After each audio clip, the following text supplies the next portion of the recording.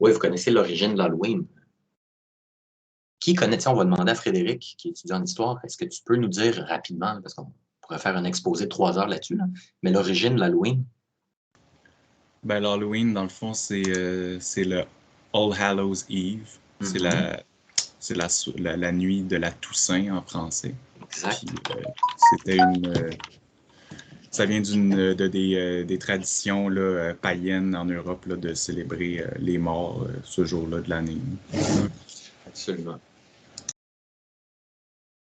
Ça a été repris par les catholiques, puis ils ont appelé ça la Toussaint parce que là, on célébrait tous les saints au lieu de célébrer tous les esprits des morts. Exact. Donc, à l'origine, avant le christianisme, c'était une fête qui existait déjà, mais qui était assez différente. Là. Et c'est ça, exactement. La date a été reprise par les chrétiens, et puis à travers les âges, voilà, ça existe jusqu'à aujourd'hui. Puis, est-ce qu'on rentrerait dans les détails? Pourquoi est-ce qu'il y a les bonbons, puis le trick or treat, puis tout ça? Ça, je le sais pas. Ouais, ça serait peut-être une longue discussion. Moi, je le sais. Ah, vas-y. En gros, c'était une fête où est-ce qu'à cette époque-là, en gros, c'était le principe de ils s'alcoolisaient beaucoup. Et du coup, après ça, ben, ils arrivaient sur place et ils disaient c'est trick or treat. Dans le fond, c'est donne-nous quelque chose, sinon on va te faire quelque chose. On t'a pété une vitre, il y a un qui allait à casser des gueules, je sais pas, donne-moi un vase, donne-moi une bouteille de ci, sinon on va détruire ta maison. Il y a déjà eu des cas de brûler une église parce que l'église n'a rien donné. Intéressant. J'avais entendu quelque trick chose. or treat. Vraiment, c'est genre, donne-moi quelque chose, sinon c'est quelque chose. Merci, Émeric. Cool. Ah, Pamela, la journée des morts, c'est aujourd'hui? Ben, en fait, hier. Donc, c'est juste après l'Halloween. Et c'est à cause du fait que, justement, il y avait des morts à cause de l'alcool et à cause de la violence. Okay. C'est pas une joke. Wow, intéressant. Oui, non, c'est ça. Donc, Pamela parle de... comment ça s'appelle la fête des morts au Mexique, là, où ils font une parade à l'extérieur? Ouais, c'est ça. C'est le lendemain de l'Halloween. Dia de la Muerte. Dia de la Muerta. C'est ça. Puis ils se maquillent tous avec, justement, des espèces de... Mais il n'y a pas juste il n'y a pas juste au Mexique, là. Oui, toute l'Amérique du Sud, je pense. Nous autres, on a pris ça, mais il y a beaucoup de traditions qui viennent sur ces dates-là, parce qu'à la base, c'est païen, puis après ça, on s'en va sur des traditions qui sont beaucoup plus vieilles que le catholicisme. Oh oui. Absolument. Cool. Bon, ben, très intéressant. Moi, hier, ça a brassé pas mal, là. Oui, explique-nous ça, Marc-Alexandre. Ben, moi, dans le fond, je suis voodooisant moi-même. Ouais. Fait que hier, là, c'était... Fuck. Qu'est-ce qui s'est passé hier? Ben, la fête des morts, dans le fond, là, nous autres, c'est différemment. Là. Nous autres, c'est pas... on va chercher des bonbons, puis tout, là. Nous autres, c'est vraiment genre... On boit de l'alcool, puis on danse, puis on se déguise en mort, puis... Puis en tout cas... Célèbre la vie, right? Non, on célèbre les morts. Célébrer les morts. OK, Oh, ouais, il y a personne qui meurt. On appelle les morts, là. OK. Bon, t'as eu du bon temps? Tu t'es amusé? Ouais, j'ai fait une vidéo hier, là, mais genre, je l'ai pas, malheureusement, je sais pas pourquoi, là, il a pas marché. Mais t'aurais vu voir ça, là, j'avais de la poudre blanche partout dans la face, là, puis Oh boy! on a eu du fun en crise.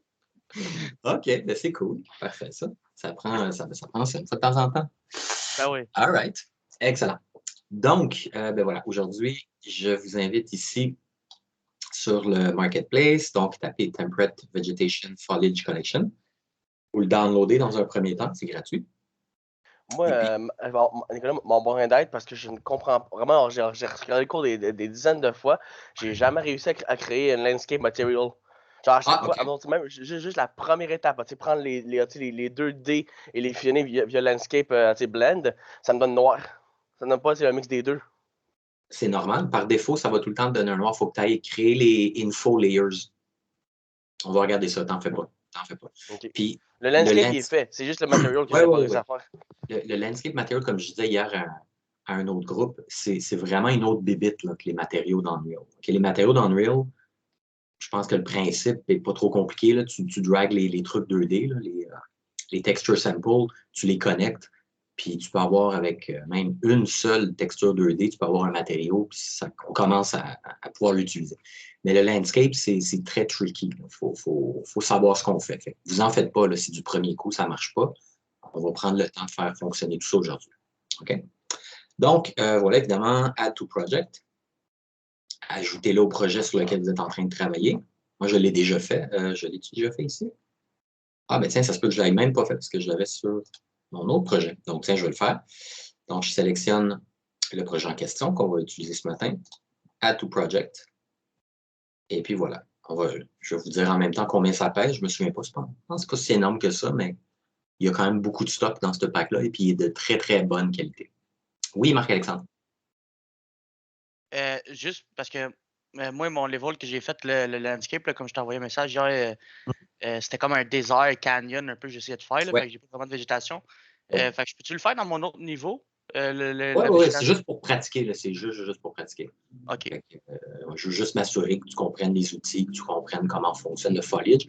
Puis dans le désert, ben, c'est sûr qu'on ne va pas aller utiliser du foliage autant que ça, c'est évident. Mais il y a certains types de végétation ici et là qu'on va utiliser. Mais quand je dis végétation, genre des plantes, il y a certains types de plantes là, qui sont très, très sèches. Il y a des cactus, il y a des espèces de brindilles de foin, il y a des petites roches, OK, même les roches dans notre système, dans Unreal, on inclut ça dans le terme foliage, même si ce n'est pas des feuilles. Je vais le mettre dans le désert, comme vous dites, c'est juste pour pratiquer. C'est juste pour pratiquer. Tu les changeras, après ça, si tu vois, regarde. Ben, là, j'aimerais ça voir, je vais lui donner 2 secondes, je veux voir le nombre de gigs. Mais on va aller regarder, il y a d'autres packs. Cette compagnie-là, ce studio-là, Project Nature, tous leurs packs sont gratuits. Puis, tu vois, ça, je pense pas que tu utiliserais ça dans le désert en tant que tel. C'est comme trop... un peu trop dense, mais on va probablement être capable de trouver quelque chose. On va arranger de quoi de cute. Ouais, j'ai aucun doute.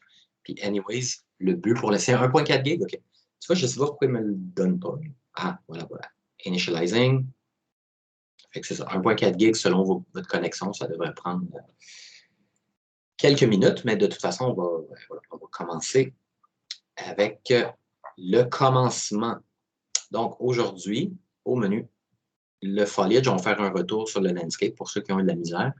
On va voir le foliage et on va faire, comme on dit, un crash course. On va commencer tranquillement les blueprints. OK? Donc, on va débuter pour certains notre parcours avec les blueprints.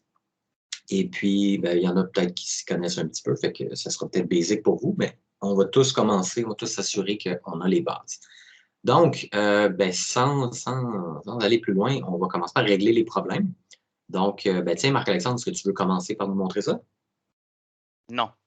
Ouais, tu veux pas nous montrer ça? Ouais, c'est une joke. Je veux que tu règles ton problème. C'est une joke. Je fais tout le temps la même face. Parfait. Là, moi, on va commencer à me trouver pas drôle. Là. Faut que tu alternes, faut que tu varies. Ouais, c'est ça. Mon répertoire à la joke est pas si gros que ça. Ben, ça marche. Alors que tu te forces pour moi, parce que moi, personnellement, j'ai un humour de marde. Ça fait que toi, tu te forces pour que je ris. Ben, ça, alors que tu te forces pour pas me faire rire.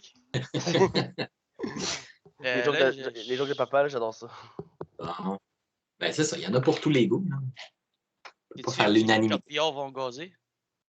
Comment? Sais-tu où les corbillons vont gazer? Non, qu'est-ce qu'ils vont faire? Chez Ultramar. Oh! OK, ça méritait là, tu passes de drum pour de pouch. On est dans la thématique des morts, pourquoi pas? Hey, c'était top dans souvenir que je connaissais pas. En tout cas. La cyclopée, vous trouvez drôle. Non, c'est correct, ça dépend de l'atmosphère. Oui. Gêne-toi pas. Je t'en veux. Alright, partage-nous ça, Marc-Alexandre. C'est en train de loader, là, je suis à 86%. OK, en attendant, peut-être, Émeric, si tu es prêt, si tu peux nous montrer ton niveau.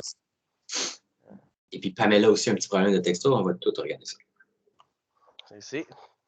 En gros, ben, déjà pour commencer, j'ai refait mon vaisseau. Voilà, ici, comme ça.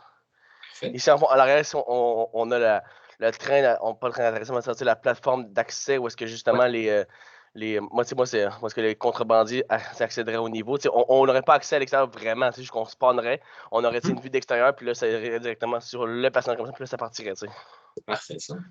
Alors moi, pour représenter à quel point est-ce que c'est un monde qui a besoin d'oxygène, je suis vraiment aller sur des trucs vraiment aucunement, alors c'est juste de quoi de sec. Alors, j'ai essayé d'importer de quoi, j'avais vu une espèce de roche volcanique et genre, du sable, vraiment pas très beau à regarder. J'aurais pensé, c'est vraiment genre des des montagnes arides, secs, genre d'affaires là, puis ici, juste pour mettre du réalisme, parce que je remarque souvent ça, une map qui a juste été générée pour faire une map, là, c'est toujours le même principe que c'est isolé. Genre, ok, mais une fois que le fight est fini, ils vont où les joueurs? Ils vont où le monde qui ont fini leur fight? Ben moi, j'ai pensé créer une petite entrée, de laisser, ce serait le seul point d'accès à cette plateforme-là. Parfait, ça. Ça va faire une petite grotte vite fait, là, de quoi par-dessus. Ça donne ça comme landscape. Là, après ça, roche par-ci, truc par-là. Là. C'est bon, c'est exactement ce que je demande à ceux qui font des levels. Ceux qui font des levels à l'intérieur. Juste de faire une ouverture, on peut rendre le landscape accessible ou pas, si vous voulez pas. Ça peut être juste comme décoration qu'on voit de l'intérieur. C'est parfait comme ça. On peut juste aussi mettre un lac à sécher, parce que tu sais, sans oxygène, il n'y a pas de lac. Tu sais, en H2O, tu sais. Yes. Bon, parfait. Parfait, ça marche, ça. Fait que donc, le problème avec les matériaux, montre-nous ça. C'est ici. Clac, on dézoome. On va ici, content. Starter content. Texture. OK. Rock. Je prends ça pour les montagnes ici, et ça serait pour le sol. Ici. Vraiment, mais tu l'as-tu déjà fait, ton matériau? Ou là, tu le refais à zéro? Ben, à zéro. OK, non, dans ce cas-là, ouais, non. Montre-moi celui, parce qu'on ne peut pas recommencer à zéro. Fait que montre-moi ce que tu as, puis on va le fixer. Ça, c'est pas dans le texto, c'est dans content to go.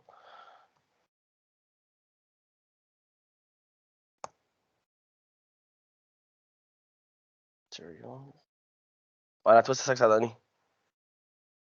Moi, ça, OK, parfait. Ouvre-le. OK, parfait. Base color. Dans le tuto que tu montres, là, direct à cette étape-là, direct comme ça, là, c'était rendu, tu avais déjà la combinaison des deux. Ah, ben c'était pas une combinaison des deux, on en voyait juste un, en fait. Mais clique sur Layer Blend, le premier en haut qui est connecté. Tu vois, déjà, c'est ça. Il faut ajouter quelque chose. Tu vois, donc, il faut renommer les layers, parce que là, les deux s'appellent Layer None. Fait que Layer 1, ben là, ça, c'est ta deuxième déjà. Tu vois? Ça, c'est celle qui est en bas. Fait que ça serait quoi? Ça serait le sable que tu as ou quelque chose? En haut, ça c'est le rock. Ça. Parfait, rock. Mets à preview weight, mets 0.5. Parfait. L'autre en dessous, nomme-la comme tu le sens. Tu vois, déjà, avec 0.5, ça affiche quelque chose. Ben oui, tout. Donc, voilà, 0.5. Ensuite... ben, le reste, c'est good. C'est vraiment juste là, je bloquais là. Le reste, ça m'a pas suivre les étapes, ça devrait être correct. Là. Parfait. Mais je fais juste t'annoncer là où ça peut poser problème parce que c'est comme ça au début. Donc, tu sauvegardes ça, tu utilises ton matériau, tu l'utilises dans ton landscape. Puis par défaut, au début, tout va être noir, miroir, réfléchissant. Ça va être bien weird. C'est parfaitement normal. Fait que ce que tu fais, c'est que, puis regarde, on peut le faire tout de suite, là, vite, parce que je préfère que tu fasses pas tu feras la suite après, OK? Fait que va sur ton landscape, parce qu'après ça, la suite, c'est juste répéter les mêmes étapes, là, fait que c'est facile. Fait que juste minimise ton matériau. Parfait. Sélectionne ton landscape. Non, ça ne marchera pas comme ça. Il faut que tu sélectionnes ton landscape. Oui, c'est vrai. Ouais, comme ça. Et puis dans le Detail Panel, voilà, tu le drag and drop, c'est un Landscape Material. C'est un truc spécifique. Là, il compile et là, voilà. Parfait.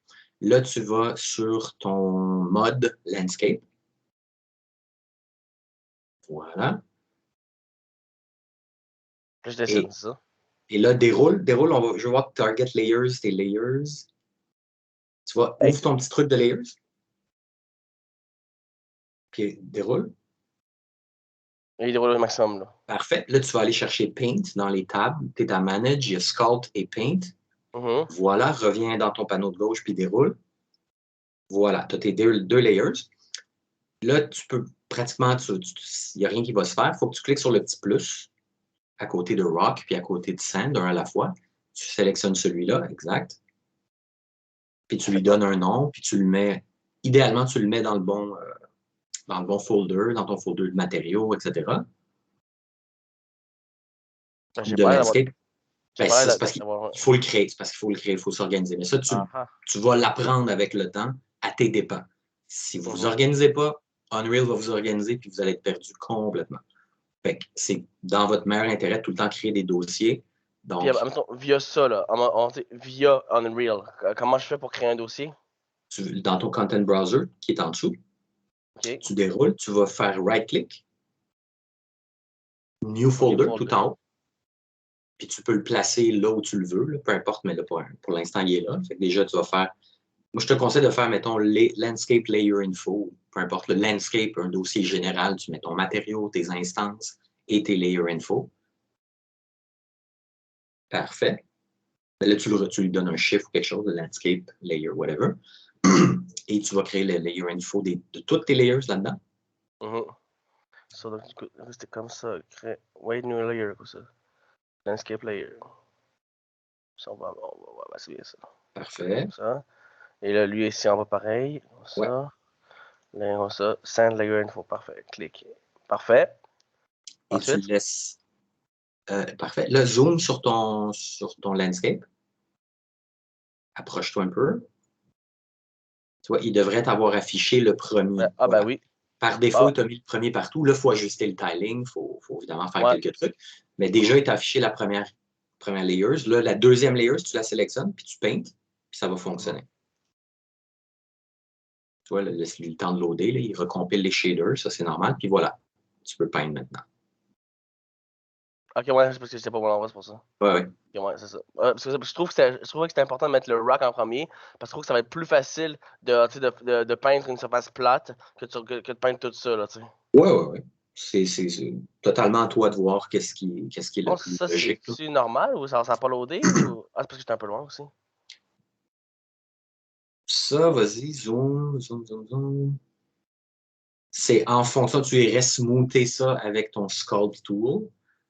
C'est en fonction de la résolution du terrain que tu as choisi.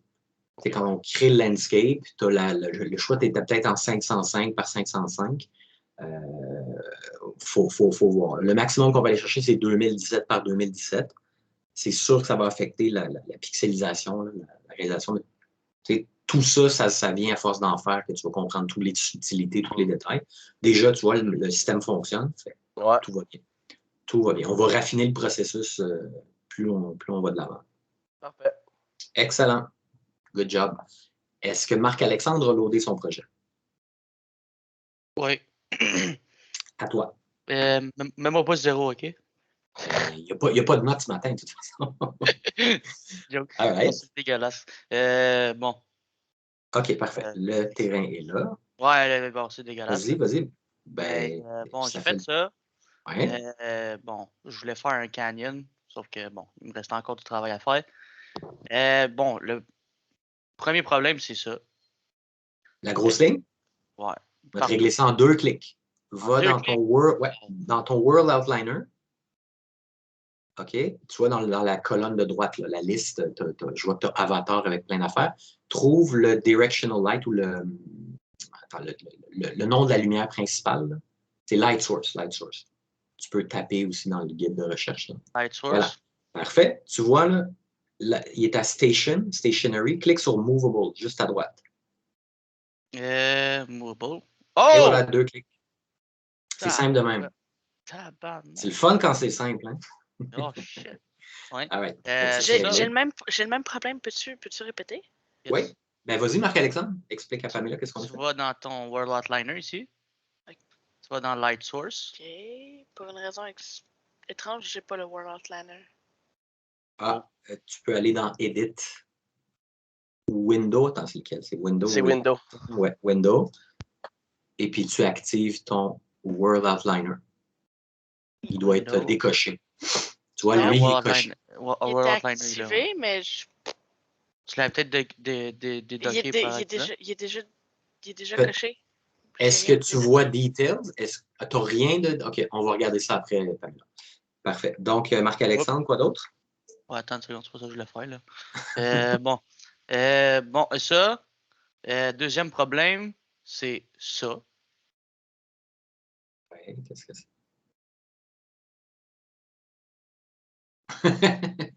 Qui est passé au travers? Bah, on dirait qu'il y a eu un éboulement de terrain, là, je sais pas, là. OK, sors de ton mode play. Ah, OK, je comprends. Je vois C'est le landscape, ils le mettent tout le temps à genre 100 ou 10 quand faut que je descende à 0 moi aussi. Faut que tu l'ajustes, ouais, c'est ça. Regarde, là, si tu Sur l'as les sélectionné. Ouais. Sélectionne, ben c'est ça que tu as sélectionné, je pense, ton landscape. Parfait. Fait que descends-le un peu. Tu vois non, Je voulais acheter des aides. Je ferais peut-être pas ça, moi. Non. Regarde le gizmo, là, où est-ce qu'il est? OK, tu vois, il est là, le gizmo. Approche-toi de ton building, puis garde ça en perspective pour qu'on puisse voir ce qu'on fait. Vois ton contrôle, puis regarde ton building exact. Puis approche-toi peut-être de la porte. Regardez mon petit avatar. Là. Exact, parfait. Puis là, juste-le tranquillement. Et voilà, viens le mettre juste. Et puis tu peux désactiver ton snap grid aussi. Ah, mais là, c'est parfait, ça. Yes. Et voilà. Puis, dernier problème, c'est mes layers. Parce que là, c'est pas la texture qu'on a faite ensemble. Là. Excuse-moi. Va dans ton mode landscape. OK. Parce que aussi, j'ai perdu le dernier matériel qu'on a fait. Je sais pas pourquoi. J'ai peut-être oublié de le saver. OK. Clique sur Paint. Ton tab Paint. Voilà. Ouais. Et, ben là, tu vois, je vois pas de layers du tout. Ouais, c'est ça que je t'avais écrit. Je comprends pas. Landscape 2. Je vois que sur ton Landscape 2, tu as le Metal Rust, si j'arrive bien à lire, là, qui est ton... Ouais, c'est ça. Attends, j'ai mis cette couleur. Je trouvais qu'il y avait le mieux. OK. Double-clique sur ce matériau. Localise ce matériau-là. Clique sur la petite loupe. Tu vois à droite, là, dans ton Landscape Material. Ah, c'est parce que tu as mis un matériau comme ça. T'as pas, ça, c'est pas ton Landscape Material. Non, je l'ai perdu. Je sais pas pourquoi. Je pense que je l'ai pas savé. Va dans Content. Clique sur Content. Et est-ce que tu te rappelles exactement comment tu l'avais nommé? Ouais, Landscape, quelque chose. Parfait, tape Landscape. Est-ce que c'est un ceux-là? Non. Hein? Non. C'est ça, je pense que je vais être obligé de regarder le coup encore pour le refaire. Là. Je pense qu'il va falloir que tu en refasses un vite fait pour le tester. Parce que là, en ce moment, ce que tu as, c'est sûr qu'il n'y a pas de layer. Parce que c'est un matériau normal, standard. C'est un matériau qui n'a pas de layer, tu comprends? Il y a juste un matériau. Fait que si je voulais faire de l'asphalte, là, genre faire une route. Là. Ben oui. Et après ça, j'allais peaufiner ça ici pour faire des ravins là, ou whatever. Parfait. Fait que regarde les étapes, recrée ton landscape material, mais là, puis fais exactement ce que tu as vu, ce qu'on a fait avec Emmerich. On a activé les layers info, puis à partir de là, tout devrait fonctionner. OK. J'en avais besoin pour aujourd'hui? Ben, plus tard, après ce qu'on va faire, tu vas avoir le temps pour le faire. Je vais le reprendre tantôt. Oui, exact. Merci. Parfait. OK, Pamela, fais-nous voir. J'aimerais savoir qu'est-ce qui s'est passé avec ton World Outliner. Et merci, Kevin. Oui, absolument, c'est ça la solution. Mais comme c'est le genre de choses qui peuvent arriver, partage-nous donc ton écran, s'il te plaît, Pamela. Sure.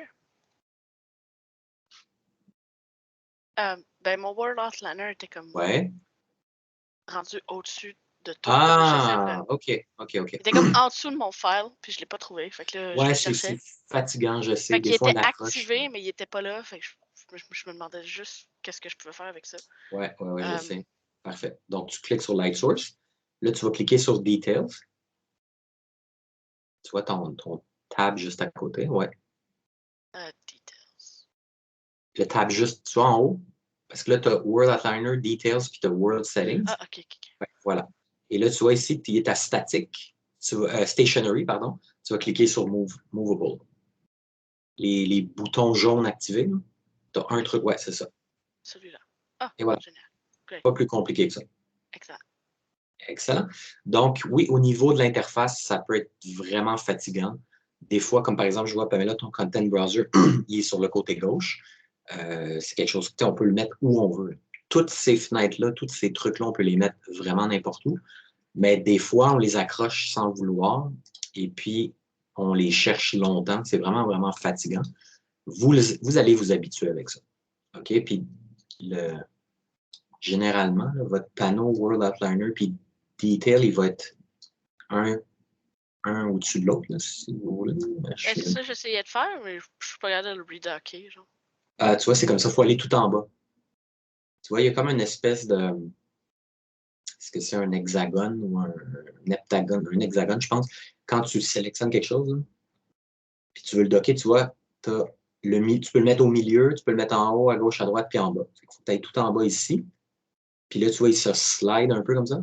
Puis là, bam. Puis tu peux. Ça, c'est comme par défaut, il est comme ça. Okay? Moi, souvent, personnellement, j'aime les mettre un à côté de l'autre. Fait qu'on peut les taber, mettre les tabs un après l'autre, ou on peut les mettre un comme par-dessus l'autre. Le viewport, je pense qu'il va tout le temps rester au milieu. On ne peut pas comme le out, comme le séparer. Ben, tu vois, le tab qui est ici, c'est Maximize Restore. Donc.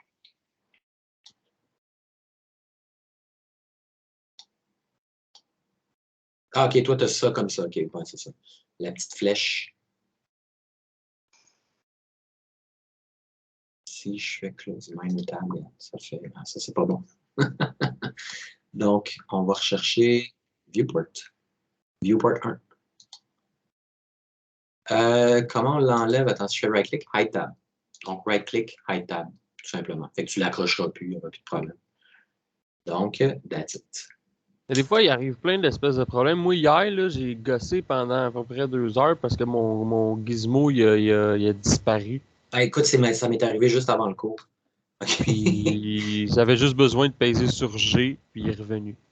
Ah, OK. Ouais. Le plus facile, c'est G. G, c'est pour grid. OK. Et puis, attendez.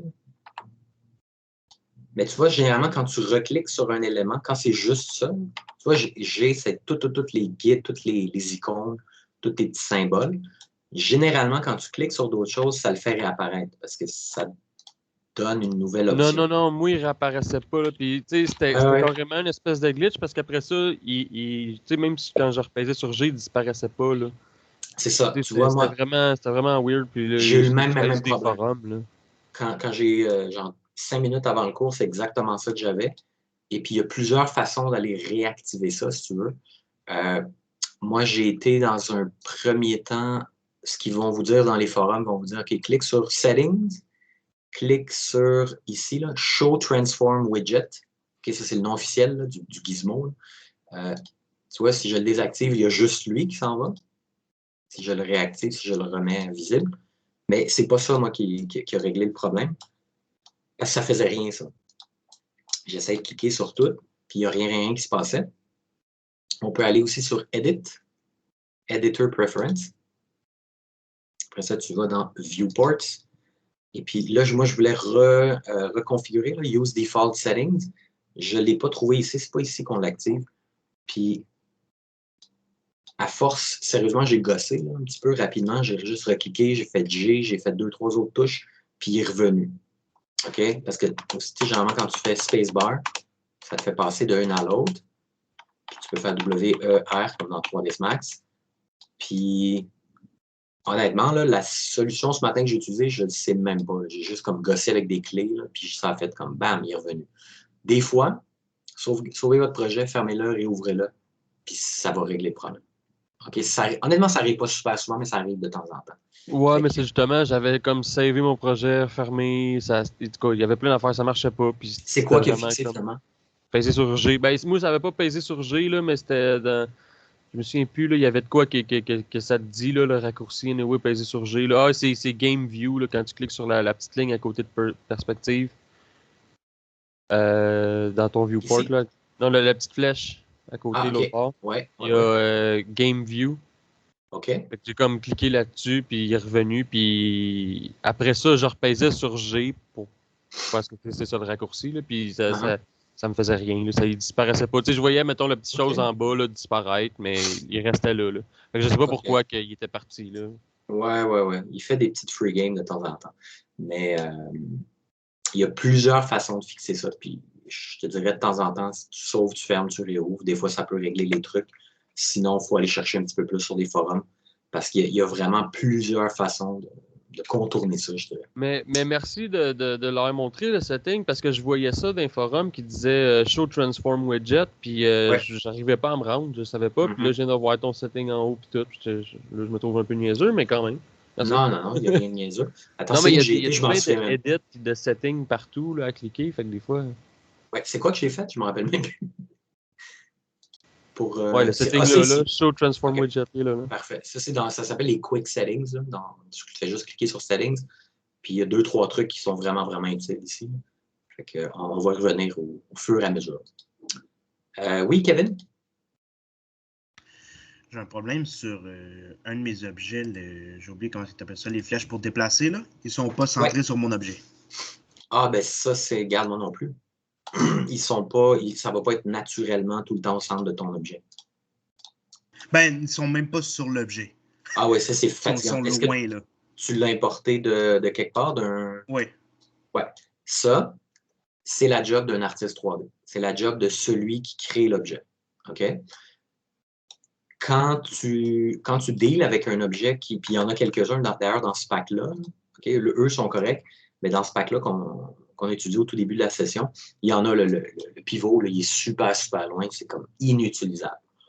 Fait qu'il y a moyen de le réajuster, il y a un moyen temporaire, puis il y a un moyen permanent. Écoute, sincèrement, je ne veux pas me lancer là-dedans parce qu'on a un cours aujourd'hui, puis il faut qu'on le temporaire, je l'ai trouvé, là. Ouais, mais c'est pas utile parce que dès que tu cliques sur d'autres choses, tu reviens, il est reseté. Fait que, promis, je vais vous le montrer. Pas parce que je veux pas, parce que si on se lance là-dedans, on en a pour 20 minutes, 30 minutes, parce qu'il y a d'autres choses à montrer avec. Là.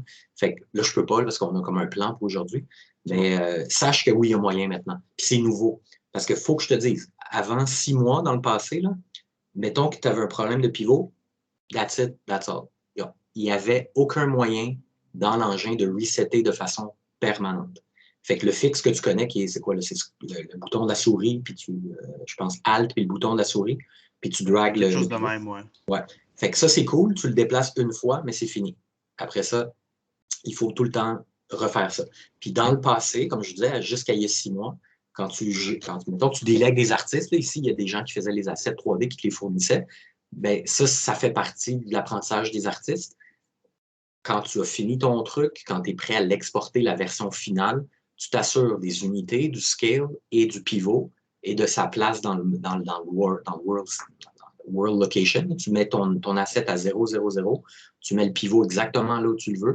Puis c'est ta responsabilité d'artiste 3D qui fait des props, des characters, des véhicules, peu importe. C'est la job de l'artiste 3D. Nous, en tant que level designer, si on reçoit une affaire de même, on le retourne à l'artiste 3D. Puis l'artiste 3D se fait taper ses doigts, puis c'est une des choses qui est primordiale pour les jeunes artistes 3D, de comprendre que c'est pas le talent artistique puis la beauté, puis le « wow, il est donc bien hot ton props ».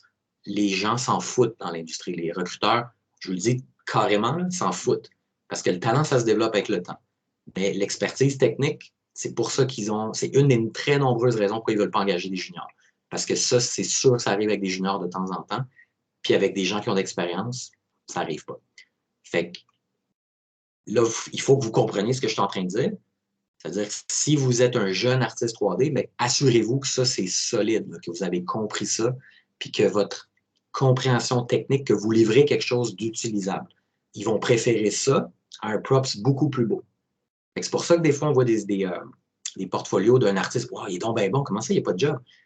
Bien, il y a des raisons des fois qui expliquent ça. Puis là, tu regardes un autre, ouais, son portfolio est comme ordinaire. Ouais, mais lui, il est solide techniquement. Puis dans l'industrie, on n'a pas le temps de niaiser. Fait que c'est bien le fun, quelqu'un qui est bien bon, mais il faut qu'il soit solide techniquement aussi. Fait que, anyways, petit aparté. Oui, Aymeric? Je l'ai recommencé, mon matériel, puis il est de nouveau noir. Pourtant, j'ai mis les deux à 0.5 le weight. OK, partage-nous ça. C'est juste parce que je voulais pas appliquer un matériau qui n'était pas entier, fait que je l'ai supprimé et je l'avais recommencé. Là. Parfait. Donc, ben, il n'est pas plugué. Tu vois, ton layer blend va dans base color. Et puis tu l'as mis donc à. Et voilà. Eh bon, je suis pas réveillé, c'est good. Non, c'est cool. Moi, je suis content quand c'est facile de même à régler. On est content, on est heureux. Right, Marc-André? Bon, c'était juste un content. Moi aussi, je suis sûr que je l'ai savé. Moi aussi, comme Marc-Alexandre, je pense que c'est Marc Alexandre, j'ai perdu mes matériaux qu'on a perdu. Ah! J'ai déjà, par exemple, mon landscape, il est peinturé puis il est fini, mais je l'ai fait en une shot. J'ai accès si je vais dans Paint, ils sont là. OK, ben on va le retrouver. Partage ton écran. Ça veut dire que ton matériau, il est dans le projet. Oui, quand j'ai retapé le nom, je ne l'ai pas trouvé. C'est pour ça que j'étais un peu... Ben, je vais te montrer comment le retrouver de façon bien plus facile. Fait que partage ton écran, on va regarder ça. Voilà. Parfait. Donc, tu sélectionnes. OK, mets-toi en mode. Parce que je les vois, c'est ça, je vois tes layers. Oui, c'est ça, sont ici. Parfait. Fait que clique sur ton mode, remets-toi en mode select, mode sélection. Clique sur ton landscape. Dans ton panneau detail, déroule un peu, tu vois landscape matte. Landscape matte, à droite ici. Ouais, parfait. Clique sur la petite voyons, magnifying glass, la loupe. Et voilà, il est là ton matériau. Ils sont dans. Donc, soit tu l'as mis dans. Ouais, mais, okay. Mais il est tout seul ou. Ah, ben ça, c'est ta responsabilité. C'est toi qui l'as mis. Fait que là, les autres matériaux, par exemple, ne sont pas. Ça, je ne peux pas te dire. Ce qu'on peut faire, regarde sur ton content browser. Tu vois juste en haut de ton matériau, tu vois Filters, puis tu vois un petit symbole à gauche en haut. Dans le content browser. Content browser. Ton truc qui est en bas à gauche de ton écran. Voilà. Oui. Parfait. L'autre à côté, à gauche de ça. Le petit logo, là, tu as un petit. Ouais, voilà. Fait que là, tu as toute ta hiérarchie, toute ta liste de dossiers partout. OK? Fait que là, tu as ton landscape material qui est dans le. Tu vois, tu es dans matériaux, dans landscape. Fait que là, tu vas aller rechercher où est-ce que sont tes autres trucs, puis tu vas les bouger exactement là-dedans. Parfait. Je pensais qu'il était déjà en même place, fait que là, j'ai cherché pas mal. Non, c'est à nous de faire ça. C'est à nous d'organiser nos dossiers comme on les veut. Puis idéalement, c'est ça, quand tu fais des landscapes, tu mets tout dans le même dossier. Après ça, on va faire d'autres choses. Je ne vais pas nommer toutes les choses qu'on va faire. Mettons du foliage, on va mettre un dossier de foliage, on va tout faire là-dedans. D'ailleurs, c'est déjà fait. Je vois ton PN Foliage Collection. Ça s'est fait automatiquement. Donc, super. On est prêt. Ça fait plaisir. Ah, Jean-Michel, les maths, le landscape material, on l'a créé nous-mêmes. Fait que le matériau va se mettre là où on le met. Right? Fait que c'est notre responsabilité dans Unreal d'organiser les dossiers de façon propre et facile à retrouver. OK, parfait. Donc, nous allons commencer. Bien, très simplement, on a donc, je suis pas mal sûr qu'il est dans le modèle. Donc voilà, j'ai été chercher mon folder de foliage. Donc, nous allons commencer. Nous allons voir les outils. Et c'est parti. Donc, j'ai mon content browser. Il est plus loin. Je vais le docker ici. Ça va être plus simple. Comme ceci. Donc, quand vous avez ajouté au projet votre le fameux pack, là, donc ça s'appelle PN pour Project Nature Foliage Collection. On double-clique là-dessus. Puis, vous avez plusieurs dossiers. On a, entre autres, je vais vous montrer comme dans l'ordre, on a des textures. On en a plusieurs. Ignorez les landscape textures. Là. Évidemment, on ne se servira pas de ça. Nous, on va aller chercher les ground plant, grass et flower. OK? Fait que ça, on va commencer avec grass. Fait que je double-clique là-dessus. Déjà, il y en a deux. Il y a un master texture. OK? Avec les textures du master material. Et puis, on a les Piv Painter. Bon, on a plein de trucs. Ne vous inquiétez pas, les matériaux sont déjà toutes faites. Là. Je vais juste vous montrer le contenu du pack. OK? Donc, on a les textures. On a les matériaux. Encore une fois, on a flower, grass, ground paint. Là, on a d'autres trucs, le landscape material, le material function, puis on a une autre fonction, un paramètre de wind. Donc, on va avoir le vent. OK? L'animation de vent est déjà incluse dans le matériau. Donc, c'est pour ça que c'est très pratique d'utiliser ces packs-là. On va toujours aller dans grass. Et on a un matériau qui est comme ça, qui est à l'extérieur. Puis on a grass material. Puis on en a des tonnes parce qu'on a beaucoup de différents assets de grass que je vais vous montrer à l'instant. Donc, ça, c'est les matériaux, les instances de matériaux. On a aussi les, où est-ce qu'ils sont? Les meshes, ici. On va aller donc, encore une fois, il y a 3 catégories différentes. On va aller dans grass. Et voilà ce qu'on a. OK, on a tout un tas, vous voyez, on a une bonne tralée. Là. Et puis, donc, il ressemble à ça. Je vais double-cliquer sur un au hasard. Donc, ça va ressembler à ça. Ça, c'est une mèche. OK? Donc, vous voyez, c'est déjà animé. Donc, ça va être dynamique, ça va être real-time, ça va être intéressant à utiliser. Le matériau est déjà placé. Tout est déjà prêt à être utilisé. Donc, je vais faire un retour sur l'optimisation après. On va commencer par voir comment utiliser tout ça. Okay? Donc, il faut bien comprendre qu'on a beaucoup d'assets pour des variations.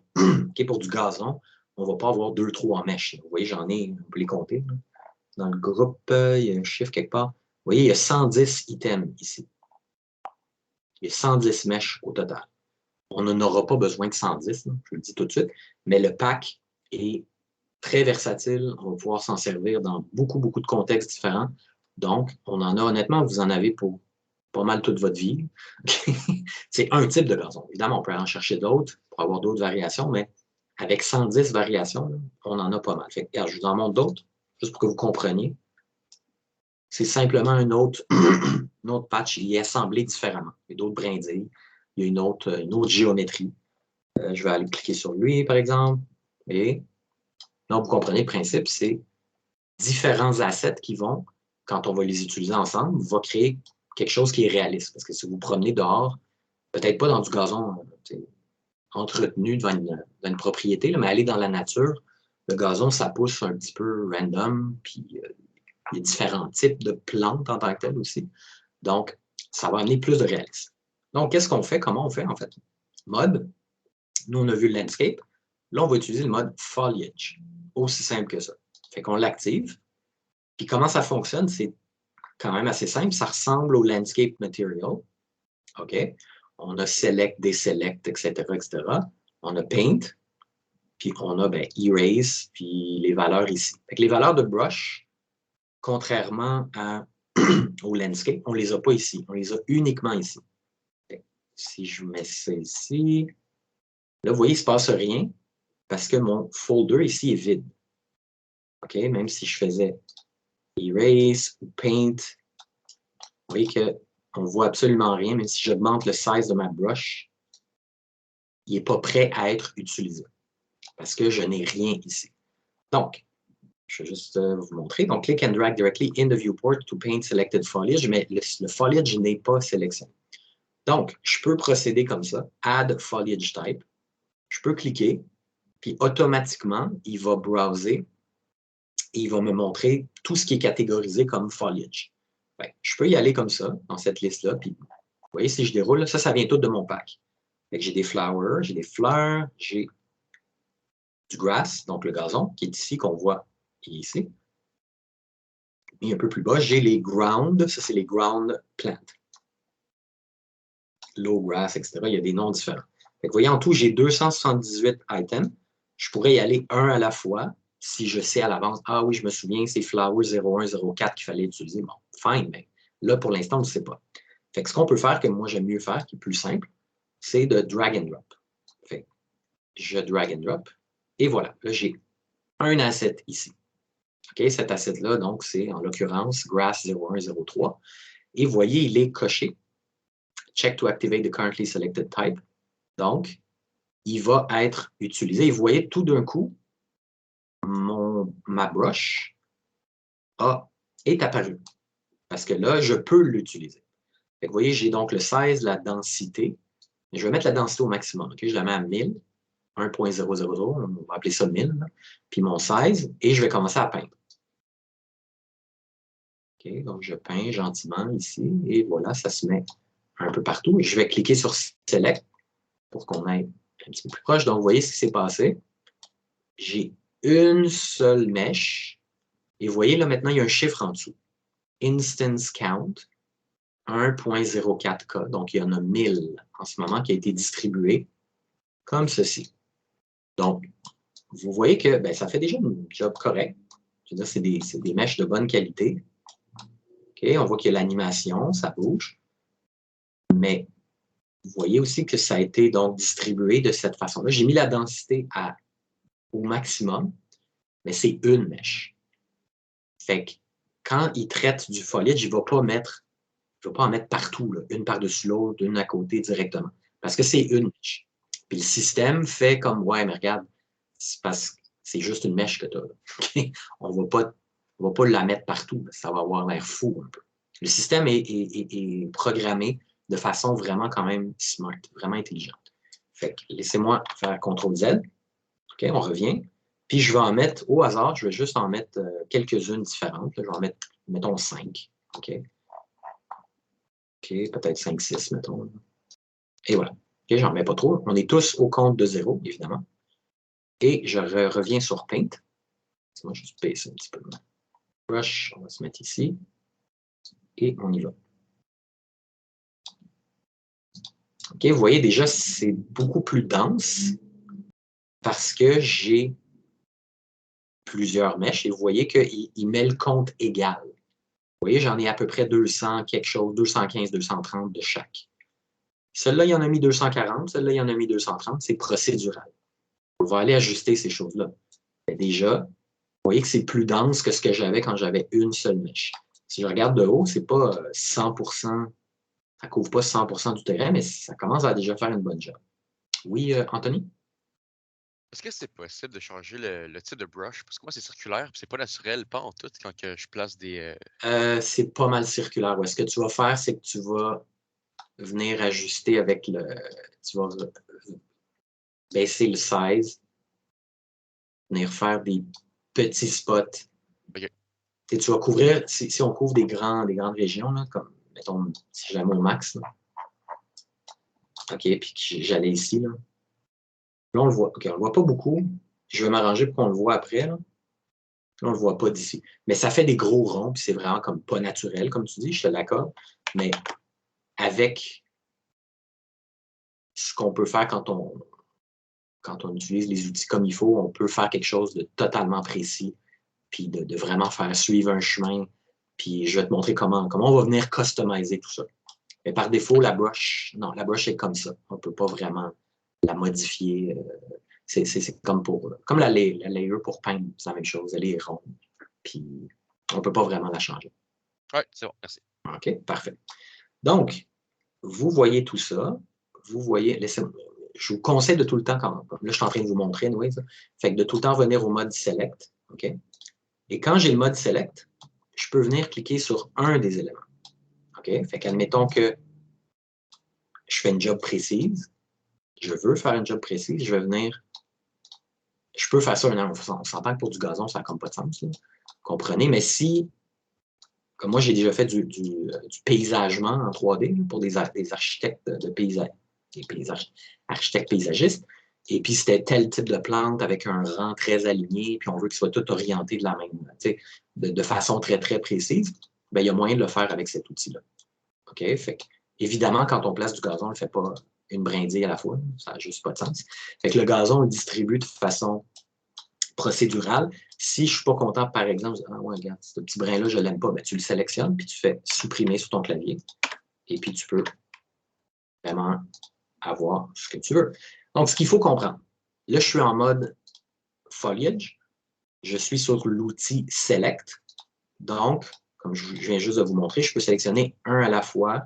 Puis, je peux faire des copies, par exemple. Ça devient un objet comme indépendant. Je peux copier, je peux faire tout ce qui est normal, là, genre rotation, scale. Okay, je pourrais faire ça si ça me tente. Donc, il fonctionne comme un outil standard régulier. Si je sors de mon mode foliage, je reviens au mode select, là, le mode standard, et je clique sur le foliage, c'est un objet, un élément. OK? Donc, sur tout mon landscape, le foliage, ça va être un objet. Par contre, si je veux enlever des fleurs spécifiquement parce que j'ai pris une décision qui fait que je ne veux plus ça ou whatever, ben, comme je vous dis, on peut juste facilement revenir à Foliage, le mode Select. Ben, OK. Ça, je suis très content d'avoir fait ça parce que ça va peut-être vous amener... Oui, on peut toujours le faire, ce que je vous ai dit. OK? En choisir un, puis le bouger, le déliter, etc. Mais honnêtement, on ne voit plus vraiment ce qu'on fait. Parce que comme vous voyez, tout est sélectionné en une shot, puis tout a un outline orange. Puis honnêtement, ce n'est pas agréable du tout de travailler comme ça, puis on ne comprend pas ce qu'on fait. Donc, c'est très important, avant d'aller dans le mode foliage, de désélectionner. Okay? Si vous sélectionnez votre foliage, puis croyez-moi, si vous avez des arbres, puis beaucoup de trucs sur votre landscape, vous allez juste voir une grosse sélection orange. Vous n'allez rien voir. Ça va être très, très, très désagréable. Fait assurez-vous de désélectionner en sélectionnant n'importe quoi d'autre. Okay, vous cliquez quelque part, vous revenez sur votre mode foliage, et là, avec l'outil Select, ça va être beaucoup plus facile de travailler comme ça. Là, je suis content aussi que c'est produit quelque chose que j'ai remarqué. Voilà. Vous voyez que je suis passé un peu vite avec ma brush. Et puis, j'ai un élément qui est venu se placer ici. Donc, je vais évidemment le supprimer. Mais ce qu'il faut comprendre, c'est que votre Foliage Tool va coller au landscape. Okay? Tous les éléments que vous allez placer, ça ne va pas aller trop vite, là. Tout est au bon niveau et il va suivre votre landscape. Donc, vous n'allez pas vraiment vous soucier, est-ce qu'il est bien placé, est-ce qu'il faut que je l'ajuste? Non, tout est là où il faut. Right? Fait il est par défaut, il est quand même bien seté. Là, comme vous voyez, j'en ai quand même pas mal, et puis j'en ai sélectionné juste 5. Fait que là, admettons que, je pourrais en rajouter évidemment, mais on n'a pas besoin de faire ça. Donc, laissez-moi aller chercher un autre type de mèche. On va aller dans les fleurs. OK, regardons ce qu'on a.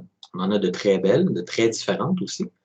Fait que là, je vais en mettre, je veux que ce soit vraiment visible. Fait que je vais venir mettre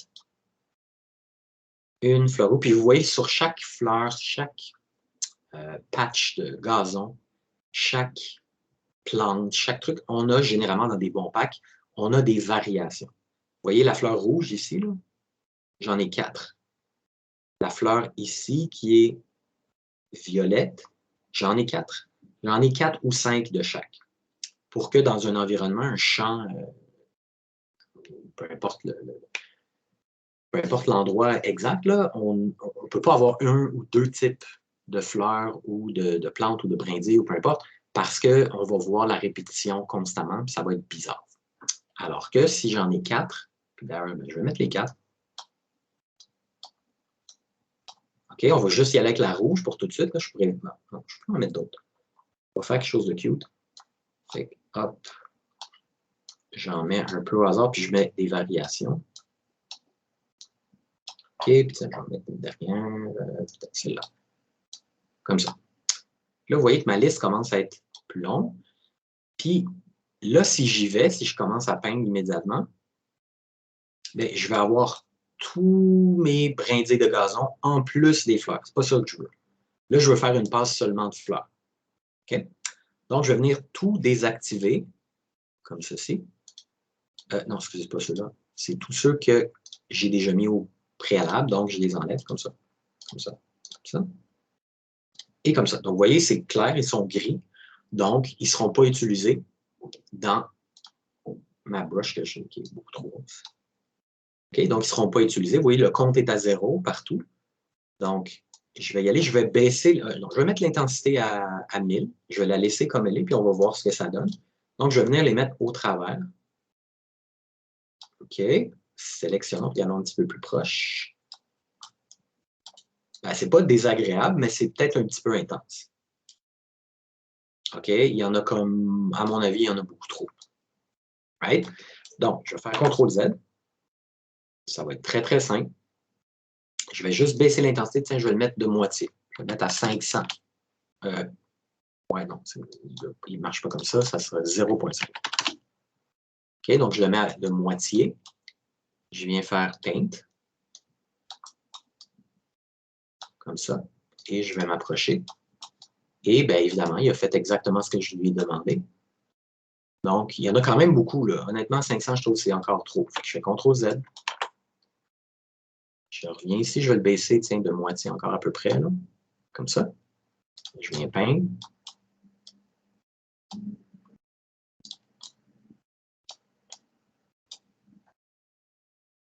C'est correct, c'est encore trop. Fait que vous allez vous ajuster là, avec le temps. Fait que moi, je le sais à peu près la valeur que je veux. Puis on va venir regarder ça. Hop. On va mettre un petit peu partout quand même. Voilà. Et c'est mieux. C'est ce que j'avais en tête. Donc, j'en ai plusieurs. Si je me mets en mode play, on va aller regarder ça de plus près. Donc, vous voyez aussi Ben, OK, ils sont un petit peu plus basses, puis les herbes sont hautes, donc peut-être qu'on voit un petit peu moins bien la géométrie, mais on ne voit pas que c'est une ou deux mêmes plantes qui est répétée constamment. Voilà. Donc ça, c'est une chose. Et vous voyez, quand j'ai baissé l'intensité, je l'ai baissé drastiquement, presque à 0,1. Mais vous voyez, j'en ai 10 au lieu de... Ben, en tout cas, ça dépend du temps que vous passez à painter et tout ça. Mais c'est comme ça qu'on gère dans un premier temps l'intensité, la densité générale. Je peux aussi, comme Anthony l'a mentionné, je peux aller sur chaque asset. Chacun de ces assets-là, puis croyez-moi, la liste peut être longue, on peut avoir des centaines de trucs. Je peux aller un à la fois. Et puis, on peut venir ajuster la densité de chacun. OK? Fait que je peux venir ici. Là, il est à 100, c'est le maximum. Je peux venir le mettre à 5, 10, 20, 30, 40, 50. Tout dépend de ce que je veux faire.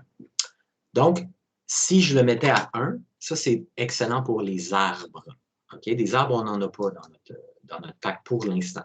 Mais vous pouvez aller en chercher facilement. Il y a plein de packs de la même compagnie, d'ailleurs. Donc, pour des arbres, si vous mettez ça à 100, vous allez avoir juste des arbres stackés un à côté de l'autre, complètement collés. Et ben, c'est pas réaliste d'un. Puis de deux, au niveau de la performance, ça va être horrible parce que ça va être juste trop intense. On va en avoir partout. OK? Donc, il y a moyen de venir ajuster des trucs de façon vraiment précise. Oui, Patrick? Puis, mettons, quand tu me fais des arbres et des affaires de même, tu sais, lui, quand il les positionne, il fait des rotations aussi, dans le sens qu'il les positionne pas. Non, là, c'est rien parce que je remarque moins là, qu'avec du gazon, là, mais tu sais. Oui. Il fait des variations absolument, qu'on peut tout contrôler ici. Puis d'ailleurs, prochaine étape que je veux vous montrer. Là, on est sur du terrain plutôt plat, fait que tout va bien. OK, mais je vais aller sur du terrain qui n'est absolument pas plat. Je vais aller ici, par exemple. OK, fait que là, j'ai des fleurs. Tiens, je vais tout activer mon gazon et mes fleurs en même temps. Mais ça n'a pas vraiment d'importance. Je vais venir me mettre à Paint. Peut-être grossir la gouache, petite affaire. Donc, on va aller ici. Là, encore une fois, c'est du terrain plat. Donc, tout va bien, c'est normal. OK, vous voyez, j'ai autant de fleurs que de gazon. Donc, si vous comprenez, là, il divise, l'algorithme, comment il fonctionne, c'est qu'il divise la densité par le nombre d'assets. Donc, vous voyez, là, c'est vraiment là, parsemé. J'ai comme du gazon ici, des fleurs là. C'est pas bien beau. OK? Donc, la meilleure façon de procéder, généralement, c'est de faire une première passe de gazon, on s'entend, dans un environnement où il y a du gazon. Donc, vous mettez du gazon en premier, puis ensuite, vous désactivez toutes les brindilles de gazon, comme j'ai fait. Vous mettez des fleurs, des plantes, etc., puis vous y allez comme couche par couche, puis vous repassez dans la même région. Puis, tu sais, si vous vous dites « Ah, mon Dieu, ça va tellement être long, j'ai énormément de terrain. » Alors, si votre terrain est immense, oui, de toute façon, mais tu sais, on peut se mettre de haut, là, puis avoir une grosse brush de 8000, puis faire la passe de gazon, passer partout. OK? C'est sûr qu'il y a des endroits où on ne veut pas que le gazon soit 100% partout. On veut suivre le terrain, là, puis faire des petits jardins, puis etc. Mais voilà, ce que je veux vous montrer, je vais baisser la brush un peu, pas mal. Donc voilà, là, je continuerai, je fais bon, quelque chose de bien normal. Puis là, j'irai sur l'inclinaison, puis vous voyez que, comme je vous ai dit, ça suit le landscape. Puis vous voyez qu'ici, il ne fonctionne plus. Pourquoi? Parce que, évidemment, qu'il y a des paramètres d'inclinaison. Il y a une inclinaison minimale, maximale. Puis là, vous voyez, il est venu se remettre là, mais vous voyez que l'orientation est tout le temps par rapport au landscape. Ça, c'est peu réaliste. OK? Comme il est par défaut, là. Donc, vous voyez ça. Puis là, je n'ai pas d'arbres avec moi. On en prendra peut-être pour la prochaine fois. Mais c'est la même chose. Là. Des arbres ou des plantes, vous comprenez que ça pousse pas à 90 degrés, mais plutôt vers le haut. OK? Si je m'en vais, par exemple, ici, mettons, qui est vraiment incliné, vous voyez, là, même si j'augmentais mon intensité, ma densité ici, il ne peint pas ici. OK? C'est absolument normal. Mais aussi, autre problème, c'est qu'il peint, il place les éléments, vous voyez, dans un angle vraiment pas réaliste. Fait qu'est-ce qu'on peut faire pour ça? Parce qu'on peut l'ajuster. Puis Puis il faut l'ajuster. Fait que, juste pour le bien que ça ne soit pas trop long, je vais désactiver la plupart de mes éléments. Je vais garder, mettons, juste les fleurs rouges. OK? Donc, je vais revenir ici, je vais peindre. Vous voyez, il n'y a rien qui peint, même si mon intensité, je peux la monter là, au maximum. Il n'y a absolument rien qui peint ici. OK, je vais baisser l'intensité. Donc, qu'est-ce que je ferais? Je vais aller sur le premier. Pardon. Là, il faut sélectionner chacune des mèches, une à la fois. On voit donc, bon, la densité est à 100, ça, tout va bien. Je vais aller ici sur le placement. OK? Donc, vous voyez, on va se donner plus de place pour pouvoir lire. Ground slope angle. Donc, vous voyez, il va placer les mèches jusqu'à 45 degrés. Donc, c'est ça que vous voyez, là, il était comme à 30, 40, 45 degrés. Donc, moi, ça ne me plaît pas vraiment. Fait que je vais lui mettre une valeur plus basse, de 15 degrés par exemple. Après ça, vous voyez Random Pitch Angle. Donc là, vous voyez qu'il fait juste suivre le terrain. Il n'y a pas vraiment de variation de rotation. Je peux lui mettre une valeur, par exemple, de 5. Puis, si je me souviens bien, Z Offset. Maximum Offset Applied Foliage. Location. Je pense que c'est celui-là. Je vais même je vais mettre à 90. Puis, on va voir qu'est-ce que ça donne. OK, non, c'est pas celui-là. Donc, c'est Align Max Angle. Je pense que c'est le maximum. Just away from vertical. Fait que si je mets lui à 90, par exemple, c'est pas lui, c'est lequel déjà? Align to Max. Ah, non, ça, c'est parfaitement normal. C'est un de ces paramètres-là. Ah oui, okay, je peux le mettre plus haut, je pense, celui-là. 180. OK, c'est pas lui. Donc. C'est pas ton ground slope angle? Tu as mis max 15? Non, je suis pas mal certain que celui-là, c'est l'orientation maximale. Il va se distribuer, mais il va se mettre plus droit quand je fais ça. Je suis pas mal sûr, check, parce qu'il était à 45 degrés. Si je le mets à 90, tu vois, il s'est placé, mais tu vois, il n'est même pas sur le terrain. Tu vois, il flotte dans les airs. Et puis, il est orienté de cette façon-là.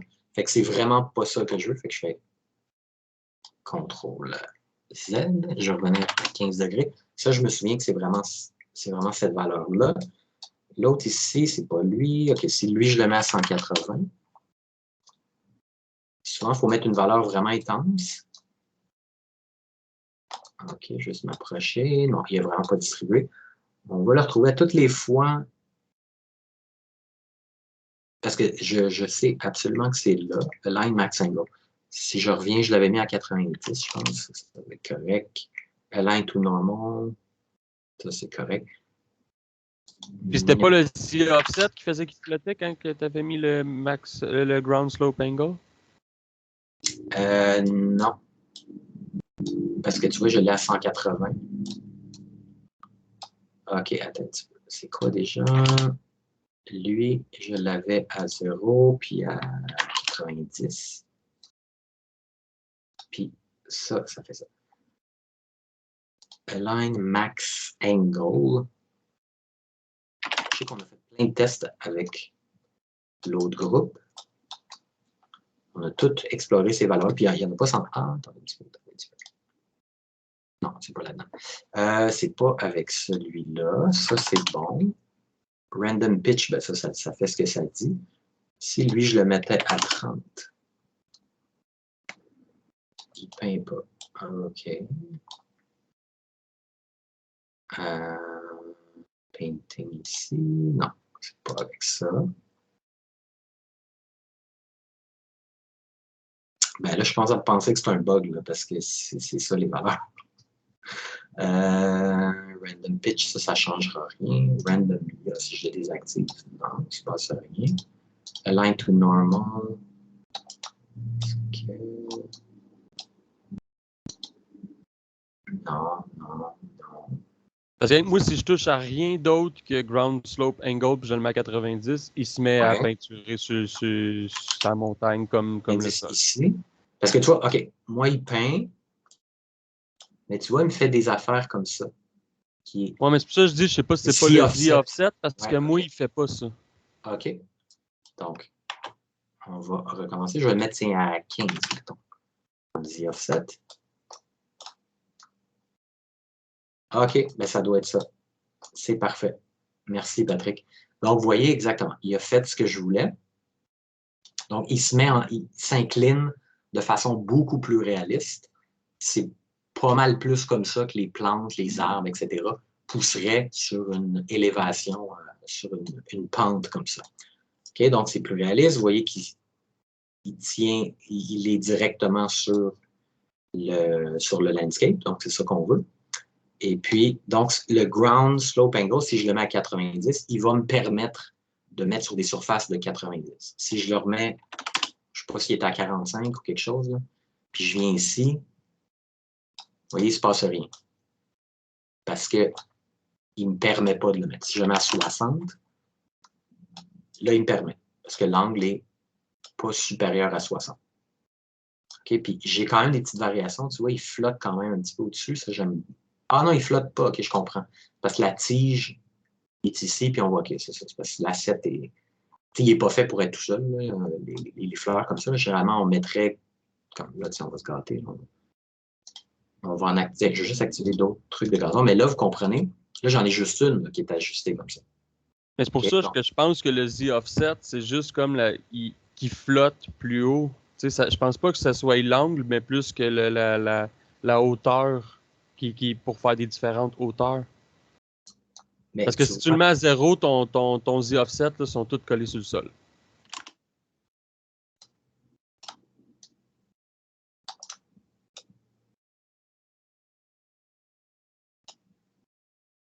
Ouais, c'est vrai. Puis celui-là. Ah, d'après moi, c'est ton align max angle ou quelque chose, random pitch angle ben non, pitch angle, d'après moi, ça doit être pour distribuer de façon différente, mais d'après moi, c'est l'align max angle, quelque chose du genre. Si je le mets ici, on va aller un petit peu plus loin. Tu vois, il y a des variations au niveau de l'angle. Je l'ai mis à 30, fait qu'il y en a un petit peu plus. Donc, parfait. Donc, c'est de jouer avec ces valeurs-là. Puis là, je vais venir donc en activer d'autres. Je vais mettre les autres fleurs, par exemple. Je vais mettre une autre fleur comme ça. Donc, c'est venir faire pas mal la même chose. Donc, random pitch. Celui-là, si on le met à combien la première? Jusqu'à 60. En slope angle. Max align angle, j'ai fait quoi pour lui? 15. 15, c'est bon. On va mettre le gazon, on va faire la même chose. Je pense que j'ai 15 ici, j'ai 60. N'est-ce pas? 30 pour random pitch. Ouais, ça. On n'a pas besoin d'avoir tant de random pitch. Après ça, je vais mettre du gazon ici. Donc, OK, je l'ai fait. 15, 60, 60. Donc, vous voyez, on s'entend que ça peut être long, là, si vous avez beaucoup de trucs à faire. Mais ça vaut la peine. Puis, tu sais, vous n'allez peut-être pas mettre ça partout sur les parois. On va plutôt mettre de la roche sur les parois des montagnes. Donc, tu sais, vous n'allez pas avoir à faire ça de façon continue et trop longue. Fait que voilà, je viens peindre comme ça sur le... Et puis, vous voyez que c'est pas nécessairement tout parfait. Je vois celui-là, fait que je viendrai sélectionner. Vous voyez, j'en ai un autre ici. Sélectionner les deux. Je fais une rotation. Alors là, si je sélectionne les deux, les rotations vont se faire une après l'autre. Ça fait que ça marche plus ou moins.